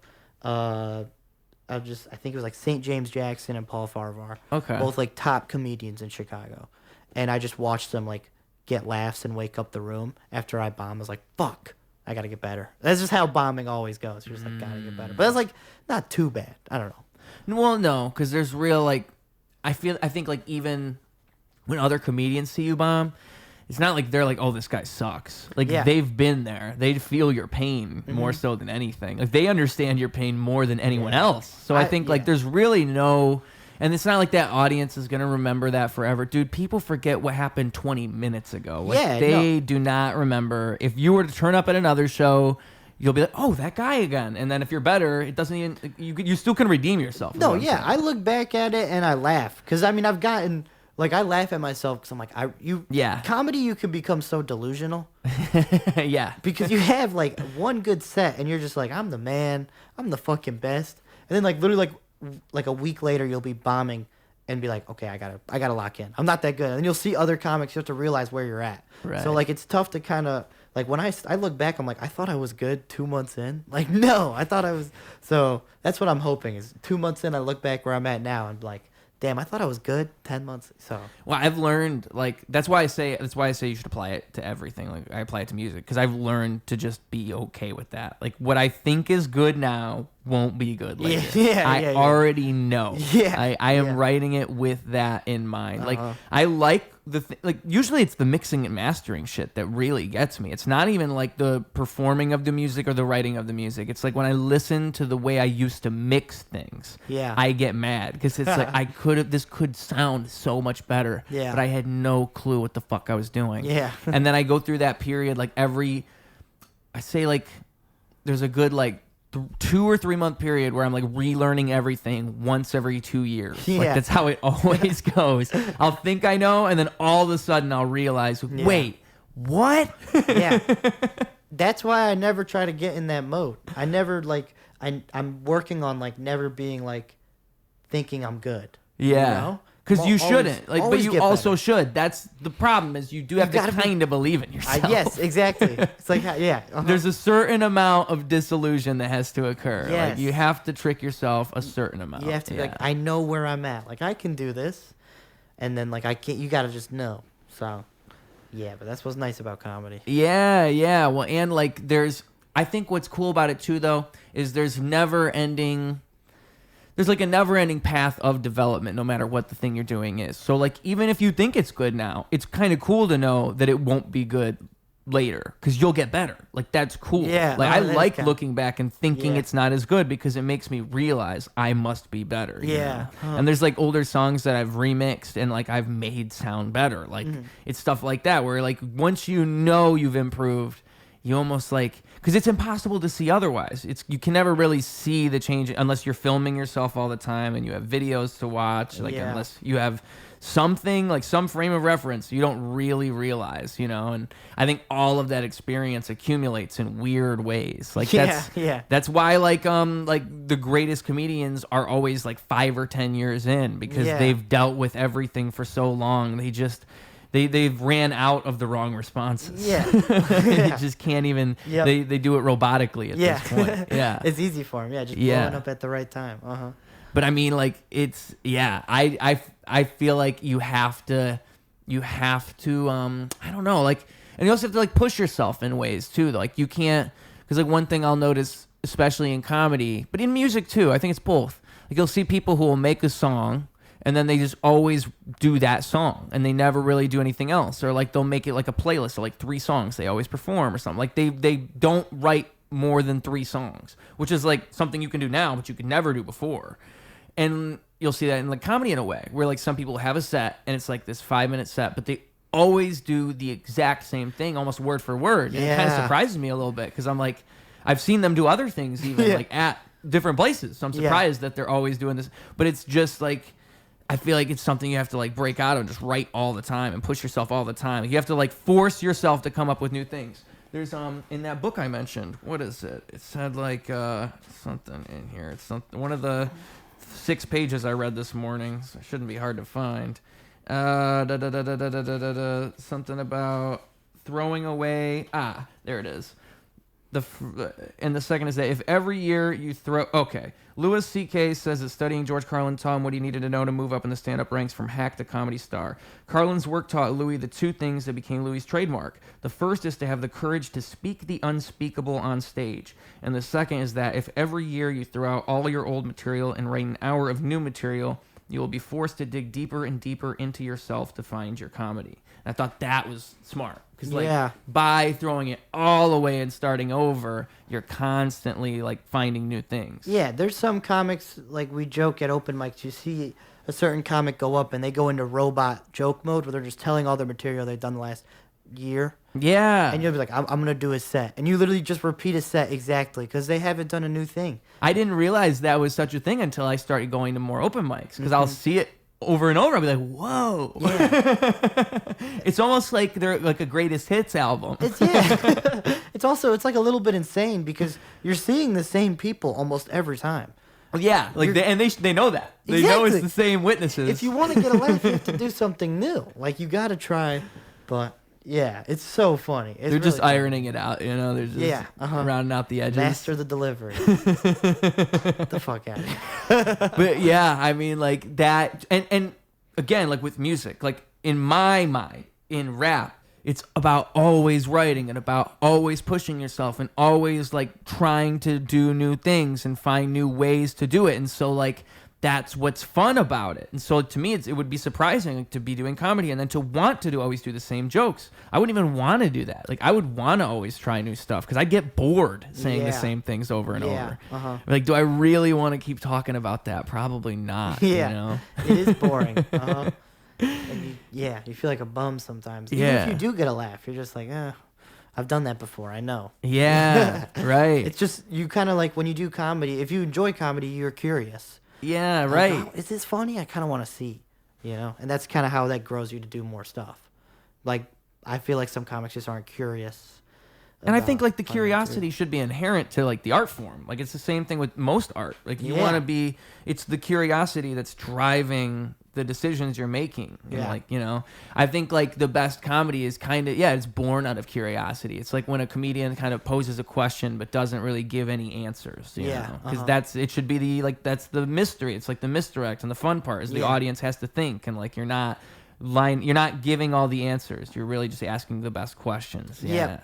Yeah. Comedians are good at that. I think that's one reason I think like the comedian podcast world is what it is because they are the people to just like ask every question and talk Yeah. about it for 3 hours. That's every premise of mine starts as a question, and then I have to change it into not. Really? Sometimes, yeah. Like all my that's new interesting. premises have all been questions. They're stupid. They're really stupid. Like what if one premise I like to think about is what if dogs had opposable thumbs? That's a fun That's premise. something. I could turn that into something. Yeah. Because I was one. It was I think it was me and Cam Honeyegger were talking about that. It was what would it be worse if dogs could have opposable thumbs, or if they could talk? What would be worse? Would be worse. Like for humanity. Man, if they could talk, they'd be like, "You motherfuckers treat us so bad." Like they would be so pissed. So I bet talking would be worse. Cause thumbs, could they fight back with thumbs though? I think they'd be like gorillas at that point, Oh, that would be tough though. I mean, especially like the big dogs. what did you say? What were you guys saying? I think said the voice. I think I said thumbs because I'm thinking like the opposable thumbs is like probably the source of all human evil. Like we think it's our voice, but really it's our thumbs. I mean, Yeah. You've seen monkeys.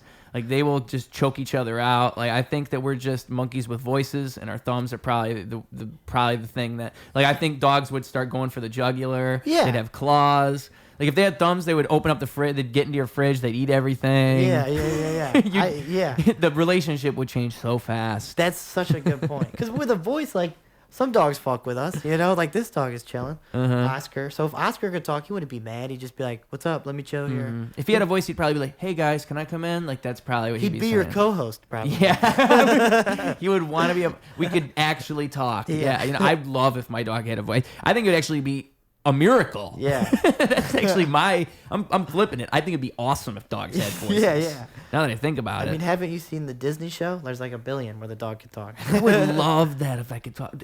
Well, there was Inspector Gadget. I remember, like in the second movie or something, they put a device in the dog and the dog could talk. I think the sad truth is, like, people try to say like you could teach a dog to speak. Like, I don't think dogs would even think in words. Like, I don't even think that's how it works. I think dogs just think in dog. Like when they bark, they're not saying something you could translate to English. They're just saying roof. Yeah. That's their only. Yeah. Like it's like the tonality is what they're saying. It's not like you could translate it, which makes me so sad because I wish I could talk to my dog. Yeah. Everybody. I want to does. believe. They like to think their dog would like them. I mean, Or like, what if he can speak English but he doesn't have the vocal cords to do it? So maybe Oh. he does understand what I'm saying. What if he speaks a different language? Like, what if your dog speaks Spanish or Chinese or something? That'd be crazy. I like learned. I do Duolingo for months. I start talking Spanish around him, and then he starts looking at me different. Yeah. It's like, whoa, we can communicate. Hola, Oscar. I mean, he's got a Spanish name, Oscar. Yeah. Oscar. I think that's how you pronounce it properly. There's different Spanish dialects, Yeah. which is There's confusing to me. different dialects of every language. Well, like I think. mean, they speak Spanish differently and different. Like if like some people, like the people who speak Spanish, I think in like Venezuela would speak it differently than they would in Mexico. So, I mean, with Arabic, there's different dialects. Oh, really? I'm Middle Eastern, yeah. I don't speak Arabic too well. I'm not gonna lie, but yeah, there's different dialects with almost every country. Think about it. Like even with English, there's different dialects. Like, Yeah. could you understand an Irish person? Like, not really. No, absolutely You not. got no idea what they're saying. I try really hard when Conor McGregor talks. I try really hard to follow. That's low key a stand up bit. I'm gonna save that real quick. Dude, Conor McGregor is like, he's like, I'm gonna come and get him. I'm gonna fuck him up. Yeah. You got no idea what's coming to you. It's like, wait, what? Have you seen the UFC press interviews where they like ask the guys questions? Yeah. And one guy's like singing to Conor McGregor. He's like, "Hey, Conor McGregor," or like, "Hey," I don't remember who his opponent was at the time, but he's like, they sang like a Christmas carol. It sounded like a Christmas carol, but it was about Conor McGregor beating his ass. He was like, Conor's coming for you after you shoot. It was so funny. And then you just get his reaction to it. Conor loved it, and the whole stadium joined in. It's like a thing they sing in Ireland or some shit like that. Well, that's like so. I might have misremembered it. I didn't like you see it with soccer games, but like the WWE, they've been trying to do like more like worldwide stuff. They're trying to be like a global company now, and so a bunch of these recent episodes of Raw they've been doing in like I don't know how much you follow this, but I've like, seen some. Yeah. Okay, yeah. Well, recent. Puerto Rico with Bad Bunny. Yeah, that was crazy. Genius. That was genius. Well, that went like better than anybody could have possibly guessed. Because that's what's so crazy about it. Bad Bunny's the secret president of Puerto Rico, dude. But he he sold it so well. Because it's just the thing is like WWE, they've done like gimmicky celebrity things, but that was something else. Dude. Yeah, because he really wanted to do it, which I think is dope. Bad Bunny seems like a dope ass dude. Yeah, like he did SNL. Like, oh, I haven't seen that. To do SNL, like to do a comedy thing, you have to not take yourself too seriously, because all throughout like doing comedy, you're making fun of yourself. Right. So like that's a cool thing to do. Like he was actually funny too. On SNL. Yeah, and he had to speak English, which is like his second language. So it was funny. It's funny as fuck. Yeah. Bad Bunny. I don't even think I've heard his music, to be honest with you. I don't think I've heard a single one of his songs. Yeah, I mean he's big in like Latin countries. But WWE. So their recent episodes have been in a bunch of different countries, and I think it's like the UK, like London. I'm trying to think of the specific places they've been. But it's those crazy... The Middle East, right? They went to like... They do a show in Saudi Arabia every year, I think. It's like some contract they have with the Saudi Arabian government. But it's like... It's somewhat controversial because like they used to not let girls perform, and now the girls have to be like completely covered. Like there's rules that surround it because of the Saudi Arabian culture. So like there's that. Like I think certain wrestlers won't go there because of those things.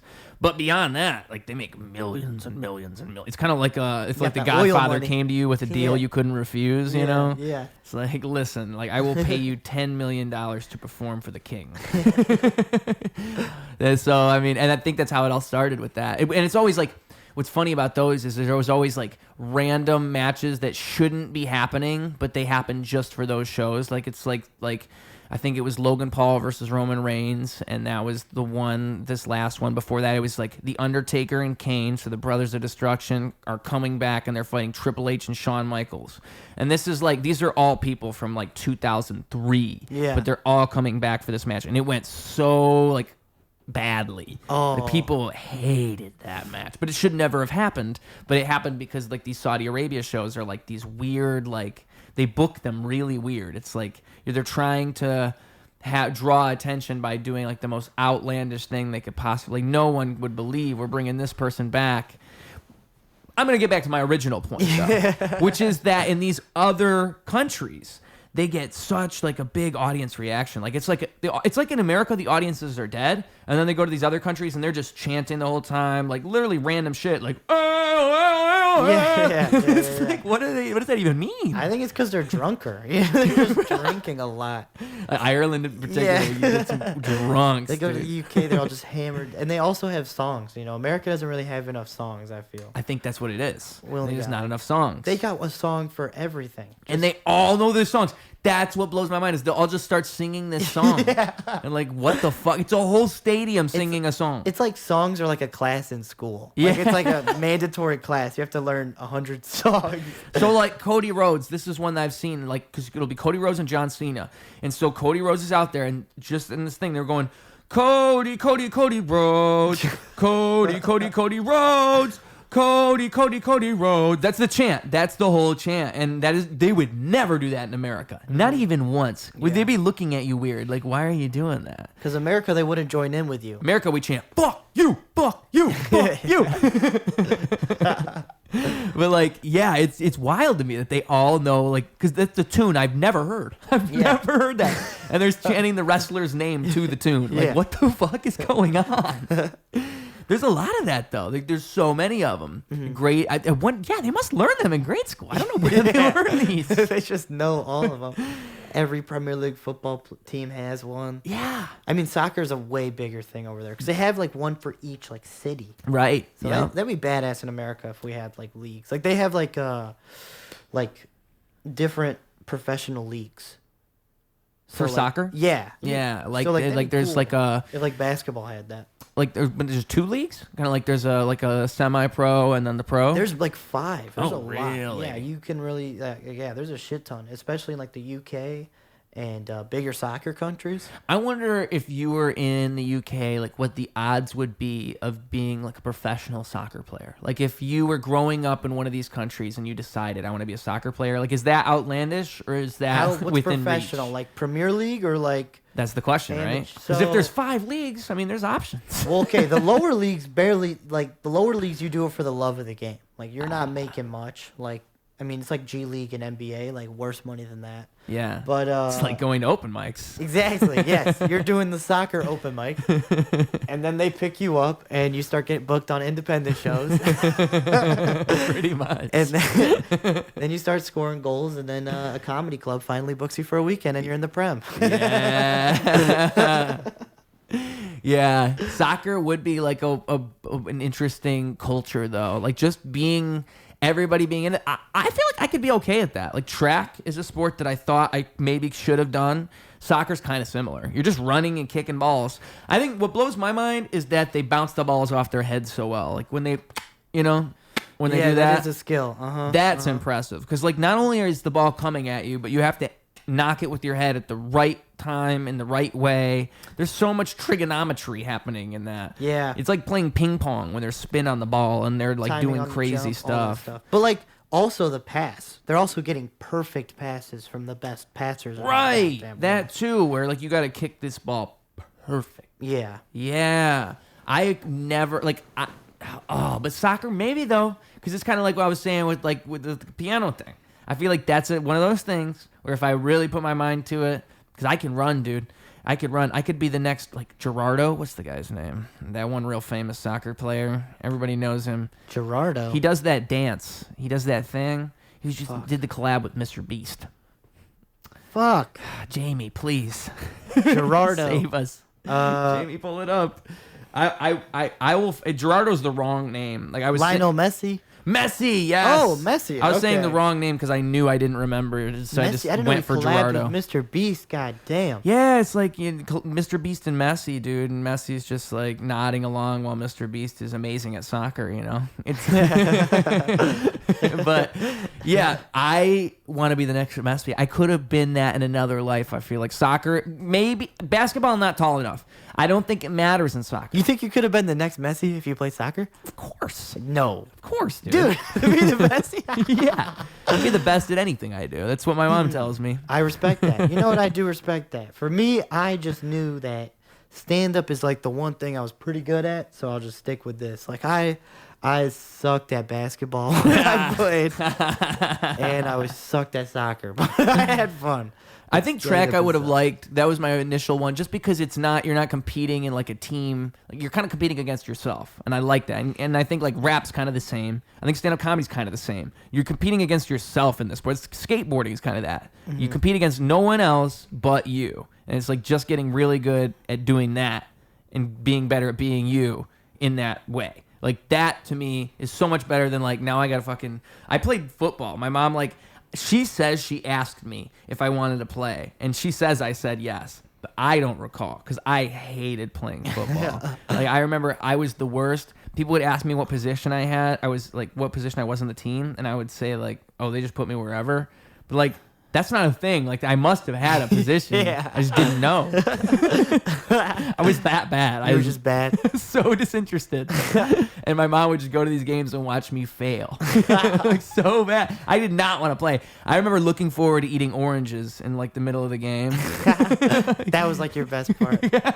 Highlight 2 oranges at halftime. Yeah. It was so delicious.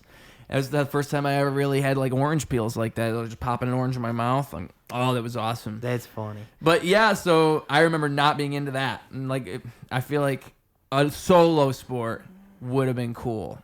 A pool probably would be cool. Pool's probably another one you could get really good at just by yourself. Yeah. Chess has been getting my attention lately. I can't though. I suck at chess. It's bad. Chess really is- bad. Yeah, chess is tough. But like it's something you could like it's like a solo thing that you can get better at. Not a team sport. Because like any team sport, I feel like I just would not excel. I'm not assertive like that. Like in Yeah. basketball, I wouldn't be assertive enough. I don't think. Yeah. I think that would be my problem. I Yeah. wouldn't like be able to like fucking shove you to the side and Yeah. steal the ball. You got to be tough in basketball. Right. I don't want to be that man. I'm trying to be peaceful out here. Yeah, I play pickup basketball, but I'm terrible. What is the difference? I don't even know. So pickup basketball is just like, it's not like organized. Like everybody shows up randomly at a certain time, 10 guys, and we play fives. And that's just how it goes. Like, just like pick up. Like, hey, everybody agrees to just play a game at fives. It's fun as fuck. Yeah, you get, I don't know. I have a lot of fun doing it. You have like regulars you see there. So it's kind of like a comedy club, you know? Yeah. You just show up, you see the same people, you all get on the list, and then you play. And then, winner stays. No, it's not like a comedy club at all, but... the best player of the week gets to play the VIP match in a month. Yeah. It's gonna be 4 players all in like a 2-on-2 game. Yeah, that would make it a comedy club. But no, there's no prizes. But people still go... I was just thinking of the scene from Something About Mary. Have you seen that movie? No. Oh, there's a great scene. It's like a 2-on-2 basketball game with Philip Seymour Hoffman and Ben Stiller against like 2 other dudes. And like Philip Seymour Hoffman's character thinks he's really good at basketball, but he sucks. And like Ben Stiller's just getting this sweaty dude all up in his face. Yeah. It's a great scene. It's like it's the first thing that comes. That and the scene from American History X are the 2 scenes that come to my mind when I think like basketball. Do you remember that scene where he's in the prison with the other dude and he plays he beats the black guy at basketball? That's like a whole scene. I don't think I've yet to watch. I know what American History X is about. I just have yet to watch it. It's an interesting film. It's crazy. To watch it in school, I think. The school? They watched it in school? I think my teacher he talked about it or something. That would be a wild movie to watch at school. There's been some crazy movies to show at school. That one would be crazy. It's fun. The curb stomp scene when like it's like a room full of 10th graders is wild. I'd be like, all right, guys, brace yourselves. Yeah. This scene's a little racy. Well, it's like, yeah. The parents are signing forms. Like, you'd have to. You're okay with your kid. Maybe it wasn't. But I think a rated R movie, at least at my school, they had to send out I think even rated PG. They had to send out like a paper like for the parents to sign off if your kid could watch it. Yep. I think that's what I don't know if that's like a national requirement, but I think that's what my school did. They did it in my school too. Yeah. So maybe they did show this movie. Some parents signed off. I'm trying to think. I think I'm forgetting it wrong, remembering it wrong. But it was mentioned at our school or something. It's an interesting. I'm trying to think of who directed that movie. I can't remember who directed it, but I know like there's a whole story with like Edward Norton like kind of took control over the direction of the film, and so there's like this weird behind the scenes drama like about the movie. Like there's 2 different cuts of the movie that exist even. Like there's the director's cut and then there's the Edward Norton cut, and I think the Edward Norton cut is the one that most people know. I think that's what it is. Yeah. Edward Norton's kind of like notorious for taking over movies. Like he'll do a movie and he'll take over. I remember hearing about that, and the director got super pissed about it, and he was like, Yeah, the cut. Yeah, it's crazy. That's crazy to me just to have that confidence, like as Edward Norton, to be like, actually, this isn't my movie. Yeah, that is insane. Can you imagine? This is that you hired me, so you're getting me. Yeah, everything I want my way. And he pulls it off. He's like managed to be that guy. I actually strive for that level of confidence. He doesn't even look like an arrogant asshole either, though. He's just like an average-looking dude, I feel. In the movie like Birdman, if you've ever seen that, that's an interesting movie. It's like supposed to all be one take. Okay. And it's Michael Keaton's the main character. Okay. And so like his character in that movie is an actor who's kind of like snooty and is kind of like selfish, and it's kind of like a play on himself. Oh, really? Yeah. Oh. Like that's kind of like he's playing into that. Yeah. People know him as that guy. Okay. Because I think Michael Keaton's doing the same thing. Like they're playing off of the Batman thing because he used to be Batman, but now he doesn't really have that Batman fame, and so he's doing this this other lamer stuff. In the movie, he's this guy who used to be Birdman, I think is what it is. And then now he's doing this play, and it's a whole, like, existential crisis. Like, you know, is he even, like, worthy anymore? Oh. It's a good movie. I gotta watch that. Yeah, dude. That's, like, I feel like around that time, there was a bunch of good movies, because that's, like, a 2015 movie. Right around that time, there was a bunch of good ones. Because I don't know, like, there was a critically acclaimed movie, but there was a bunch of movies I remember, like what's another movie from around that time? There was a movie about the priests, about all the priests, Spotlight, I think it was called, and that was right around then. There was that movie Moonlight about the gay guy. That was a good one. If you ever saw that movie where the two guys held hands in the sand? Oh. No? I don't watch enough movies, man. I don't watch enough movies lately. Okay. I used to watch a lot more movies. I love movies, but I don't watch them as much as I used to. Yeah. Do you have any favorite ones? I just watched a great country movie, but my favorite movie is No It was Country. Brokeback Mountain. I loved it. It was 310 to Yuma, if you've heard of that. Oh, I've heard of it, but I've never seen it. That's like a classic Western, right? It was really good, yeah. And it's by two actors who don't look like country guys. It's kind of interesting. I don't know their names, but... Is it a classic Western or is it more recent? More recent. It's more recent. Okay. But I just say like classic as in like, I don't know. But one of my favorite comedies is The Big Lebowski. Yeah, movie that's a is great one. so The funny. Coen brothers. Oh, yeah. Yeah. The Coen brothers direct another one of my favorite movies, No Country for Old Men as well. Yep, which Yeah. those are two completely different films. So different. The Big Lebowski is so funny, and No Country for Old Men is not, but they're both just amazing. Like The Big Lebowski's opening, where all the fat guys are bowling, and Yeah. The Man in Me by Bob Dylan is playing, is so awesome. It's so good. Everybody's bowling and getting like strikes and like having like their girly celebrations as like The Man in Me is playing, and it's like a montage of all these fat bowlers. It is so awesome. And the dude is one of the funniest characters I've ever seen. Yeah. He's so funny. Everything he says is hilarious. The actor plays him so well. And then the fat guy, I don't know. What are your thoughts on comedies? What are your favorite comedy movies? I like how you ended that with the fat guy. Yeah. Anyways. There's a fat guy. I forgot about him. Because I was trying to think of what the main actor's name was, but then I was trying to think what the fat guy's name was. Because actually, they're both pretty famous. I think it's the main guy's name starts with the J. Jeff Nichols, like Jeffrey. That sounds close. Jeff Michaels. Something like that. And then the other guy, I swear he was the guy in that Cloverfield movie, when it was the Cloverfield movies coming back, and he was like the big scary guy that abducted everybody. And then that move, it was like the Cloverfield like project or something, and like there was 3 girls getting abducted, and one of those girls was that girl with the big bug eyes that everybody knows now, you know. Yeah. She's gotten really famous. I'm not remembering any names. Dude, I'm terrible. I'm not helping you at all. No, here. it's fine. I just wish I knew, because I'm trying to, you know, we just boxed this guy in as fat guy. I'm trying to save it. I don't think I'm going to save it. He's just fat guy forever. He's the funniest. He's the best actor, and he doesn't even. It's not even because he's fat. He doesn't He's even just a play it funny guy. comedically. That's one thing that's so good about that movie is they don't even play it for a comedy. Oh, It's all yes. played straight. Yes, the whole thing. Like Curb Your Enthusiasm is like that. Yeah. Like, every line is not funny. You're not when you think it. When you're acting in a comedy, you're not supposed to be funny. You're not trying to be. Just funny. like if you're in a drama, like and you're the bad guy, you're not thinking of yourself as the bad guy. You're thinking with the motivations of the character, and you're in the moment. You're not trying to be anything. You're just trying to be whatever that would be in that moment. Yeah. That's like I think comedy though would probably be harder to do that, because you do want like you probably do play into that more. Like I don't know. I feel like doing a comedy movie seems like scary to me. I just feel like it'd be so much harder to write. Like, how the fuck do you write a funny movie?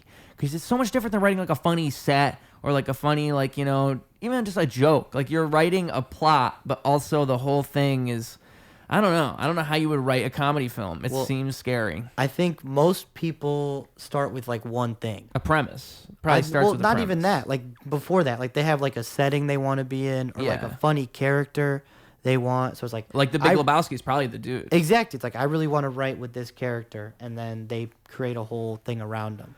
Yeah, like this, because a lot of the humor is in the situation itself. Yes, I mean the dude in the whole movie never agrees to do anything.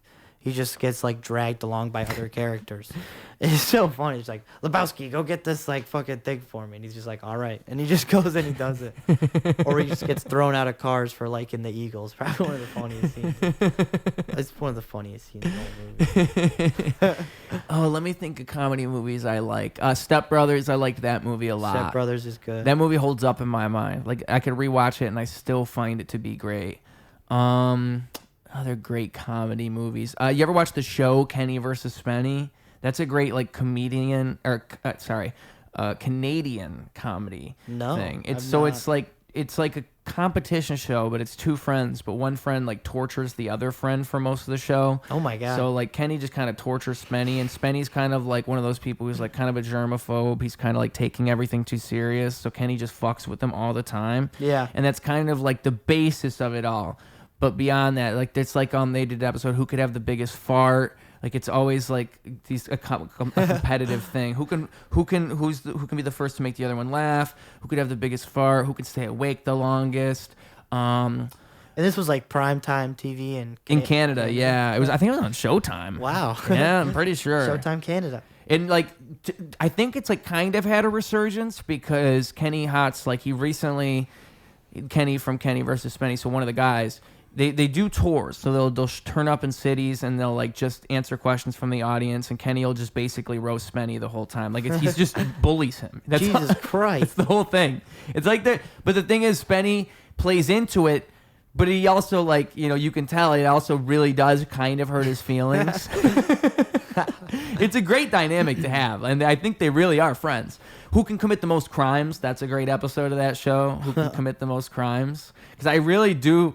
Who can keep an octopus on their head the longest? Kenny drugs Spenny in that episode, so he gives him LSD, and like Spenny's like walking around with LSD on his with an octopus on his head, and he like I think he's tripping, and then he takes the octopus off. Holy shit! This show is awesome, dude. What? Yeah, it's a great show. At what point does it become assault? Yeah, I know. What? When I'm watching, and that's why when I was a kid, I was always like, could this possibly be real? But I think it is. I'm pretty sure it's real, and they just like do it on the guise of like, well, we couldn't be real, like because it's so ridiculous. Oh my god! I think that's how they get away with it. It sounds like an unhinged and practical Joker. They should collab. Yeah. It's like, all right, Murr, we're going to give you LSD. We're going to drug you and put an octopus on your head. There was like, who could have sex with the most girls? I think that was an episode they did once. That was an interesting one. Who can lose the most weight? That's a good one. Damn. A lot of the times Kenny cheats, so Kenny will cheat, and so Spenny will lose no matter what. That's another thing. Like Kenny is a cheater. Is this like a reality show or like just for fun? Well, it Like was what, like- before reality shows, really. I think it's like early thousands. So it was, I guess, right around when they were popping off. Do they market it as real or as a joke? Oh, they market it as real. Really? I'm pretty sure it's real. That's what I'm saying. I think it's real. I think it's just so Wow. out there that they can get away with it. Like, they're like, no way. You're just like, no way. I think it's real. insane. Holy shit. Because, like, just because of the way that Spenny really does seem, like, Spenny's kind of one of those guys, like, he is, like, kind of, like, the butt of the joke. Like, it makes sense that he would get so pissed. Like, all of it comes off as legitimate. Like, it really seems real.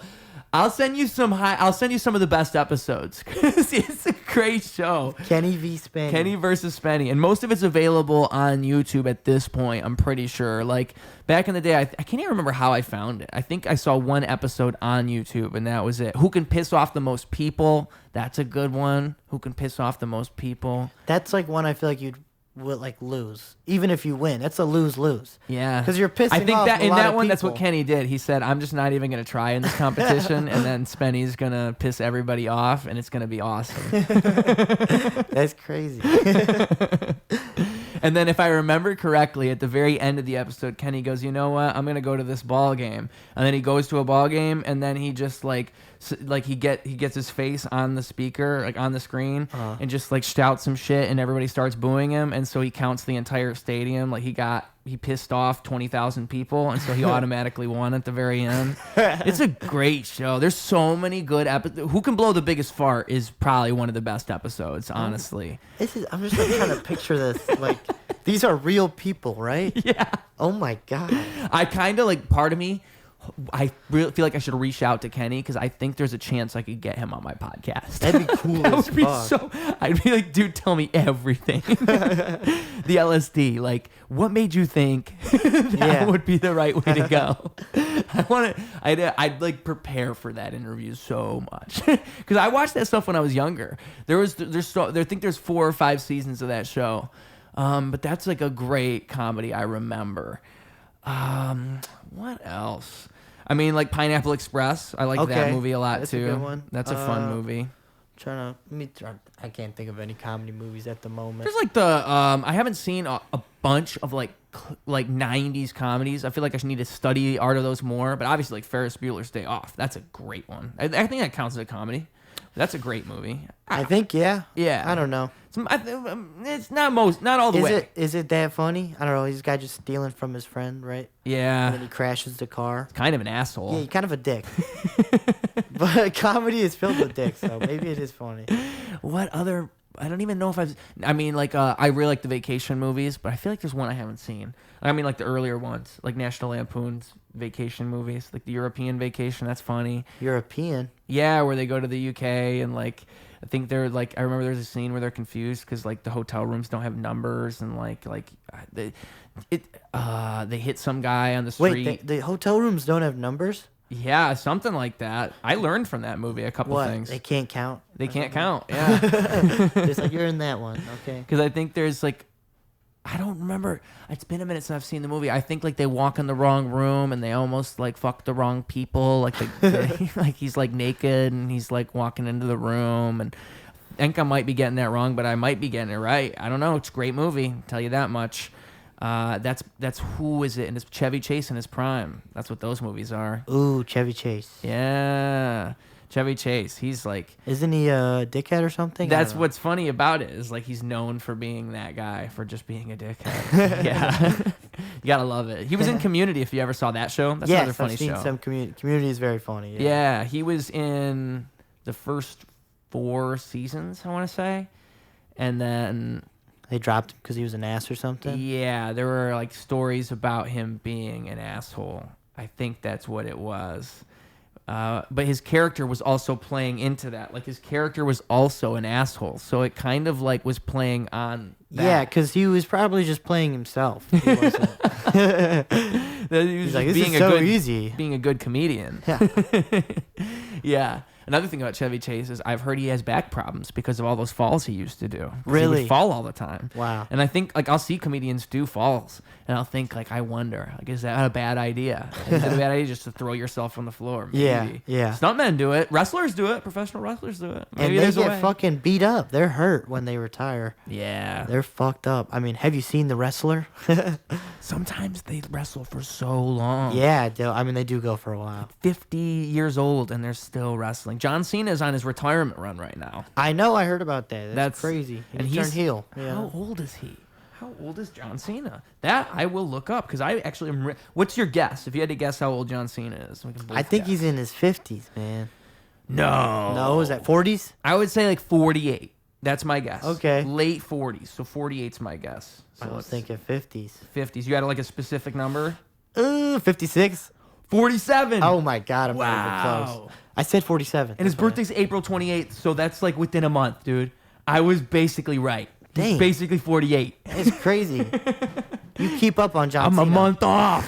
That's awesome. I don't know. That was a great guess. But like just because he has been around for a while, because I do know at least that he started wrestling around like 2003 is when he was like in the WWE. Jesus So Christ. that is like a long. It's 22 kinda like- years ago now. He's kind of the LeBron of WWE. Well, yeah, you could say that. I mean, like he's the Messi of WWE. LeBron, nah. Just because like he's like the poster boy of it. I mean, it's what Hulk Hogan used to be. I think The Rock was that for a minute, and then it became John Cena. And that's kind of like the whole thing is they've kind of been trying to replace John Cena. That's the question is who's going to fill that John Cena hole. I think Roman Reigns filled it at a perfect time. That's a good answer. But now Roman Reigns isn't the guy anymore. Like he was going to be the John Cena, and then everybody hated him for it, and then he like had like a whole resurgence around like 2020, like because there was a point in time where they were trying to start that and like turn Roman face, but everybody booed him, and so like there was if you've ever seen it, there was a promo with John Cena and Roman Reigns, and John Cena basically says to him like, look, like if you're gonna try to, I think there's a part where he says like, it's a promo, kid, you're gonna have to learn to cut one, like this is the big leagues, like he's just talking he's actual talking shit to him because he's supposed to be the next John Cena, and he's failing, so John Cena's calling him out for it. So like I don't know, like, but then Roman Reigns became the next John Cena. It's just now it's Cody Rhodes, and I don't know about Cody Rhodes. I don't know who it is. The next Brock Lesnar, if you see that guy like Braun Breaker, he does crazy shit. Brock Lesnar was like one of those people who was just crazy. Crazy athlete. Have you ever seen him like in his prime? Like 2006? Yeah. When he went to UFC, he got a belt. Yeah, that too. And that's like not even his, that's like 6 years after his prime. Like after he did all this crazy shit in the WWE, now he's in the UFC. Yeah. Brock Lesnar's wild, dude. Yeah.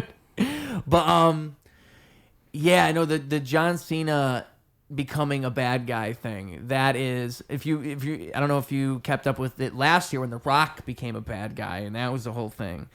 I just think like wrestling is in this weird spot. Like also an interesting thing I just saw is Tony Hinchcliffe. There's going to be a roast of WrestleMania right after WrestleMania, and Tony Hinchcliffe is the host. Really? Yeah. Wow, I didn't know And they just had that. Andrew Schulz on Raw like a couple weeks ago. Oh yeah, he got his ass kicked or something. Which to me is genius. Yeah, he was going to get his ass kicked and then he got saved. That's I what didn't. it was. Okay. He was like dragged into the ring because he talked some shit about Logan Paul. Yeah, and then he actually did it really well because I think what he did is like Logan Paul was like, why are you here tonight? And he held the mic to him and he was like, oh well, I'm just here to see the steel cage match like everybody else, the Hell in a Cell match.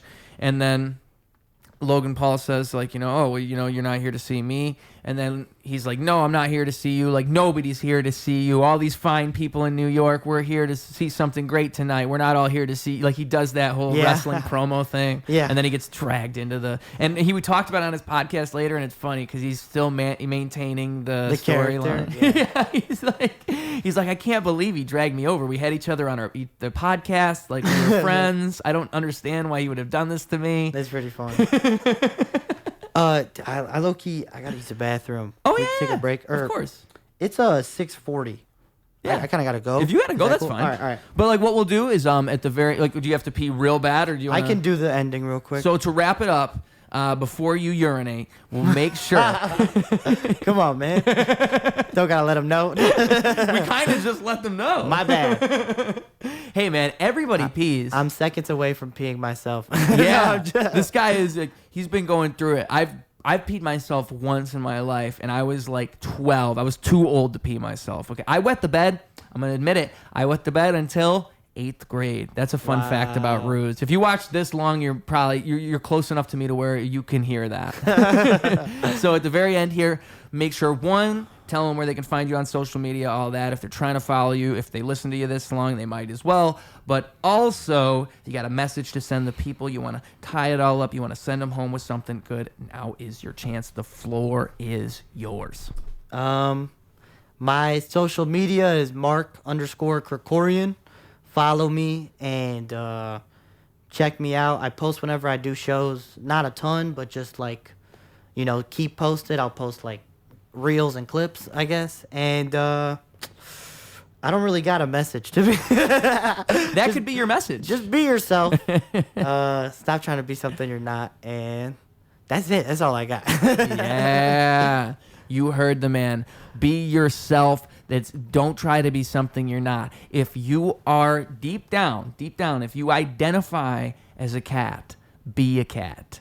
That's what I want you to know. If you're a pirate and you want to sail the seas, go get a boat and get on the ocean right now. I think that's a good thing to tell people because sometimes they don't believe it, and they could literally be Captain Jack Sparrow. They're just a step away. You just haven't gone on a boat yet. Exactly. It's like going to open mics. You just need to take the steps towards your goal. So, and like Somalian pirates, like there's a career path for you here. You just need to know where to look. There's avenues. Yes. So, with all of that being said, with some pee being shed from your body, with the light that led us to these hobbies. I love you all like I love karate. You gotta Or salami. That doesn't or rhyme. salami. You heard me. You get me. You got me.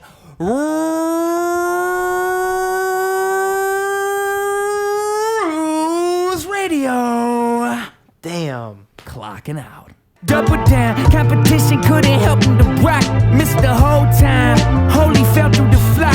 That's an ordinary miracle, wealth to the block. It's a balance in the character that's calm and collect. It's apparent his caricature is lost in the mess.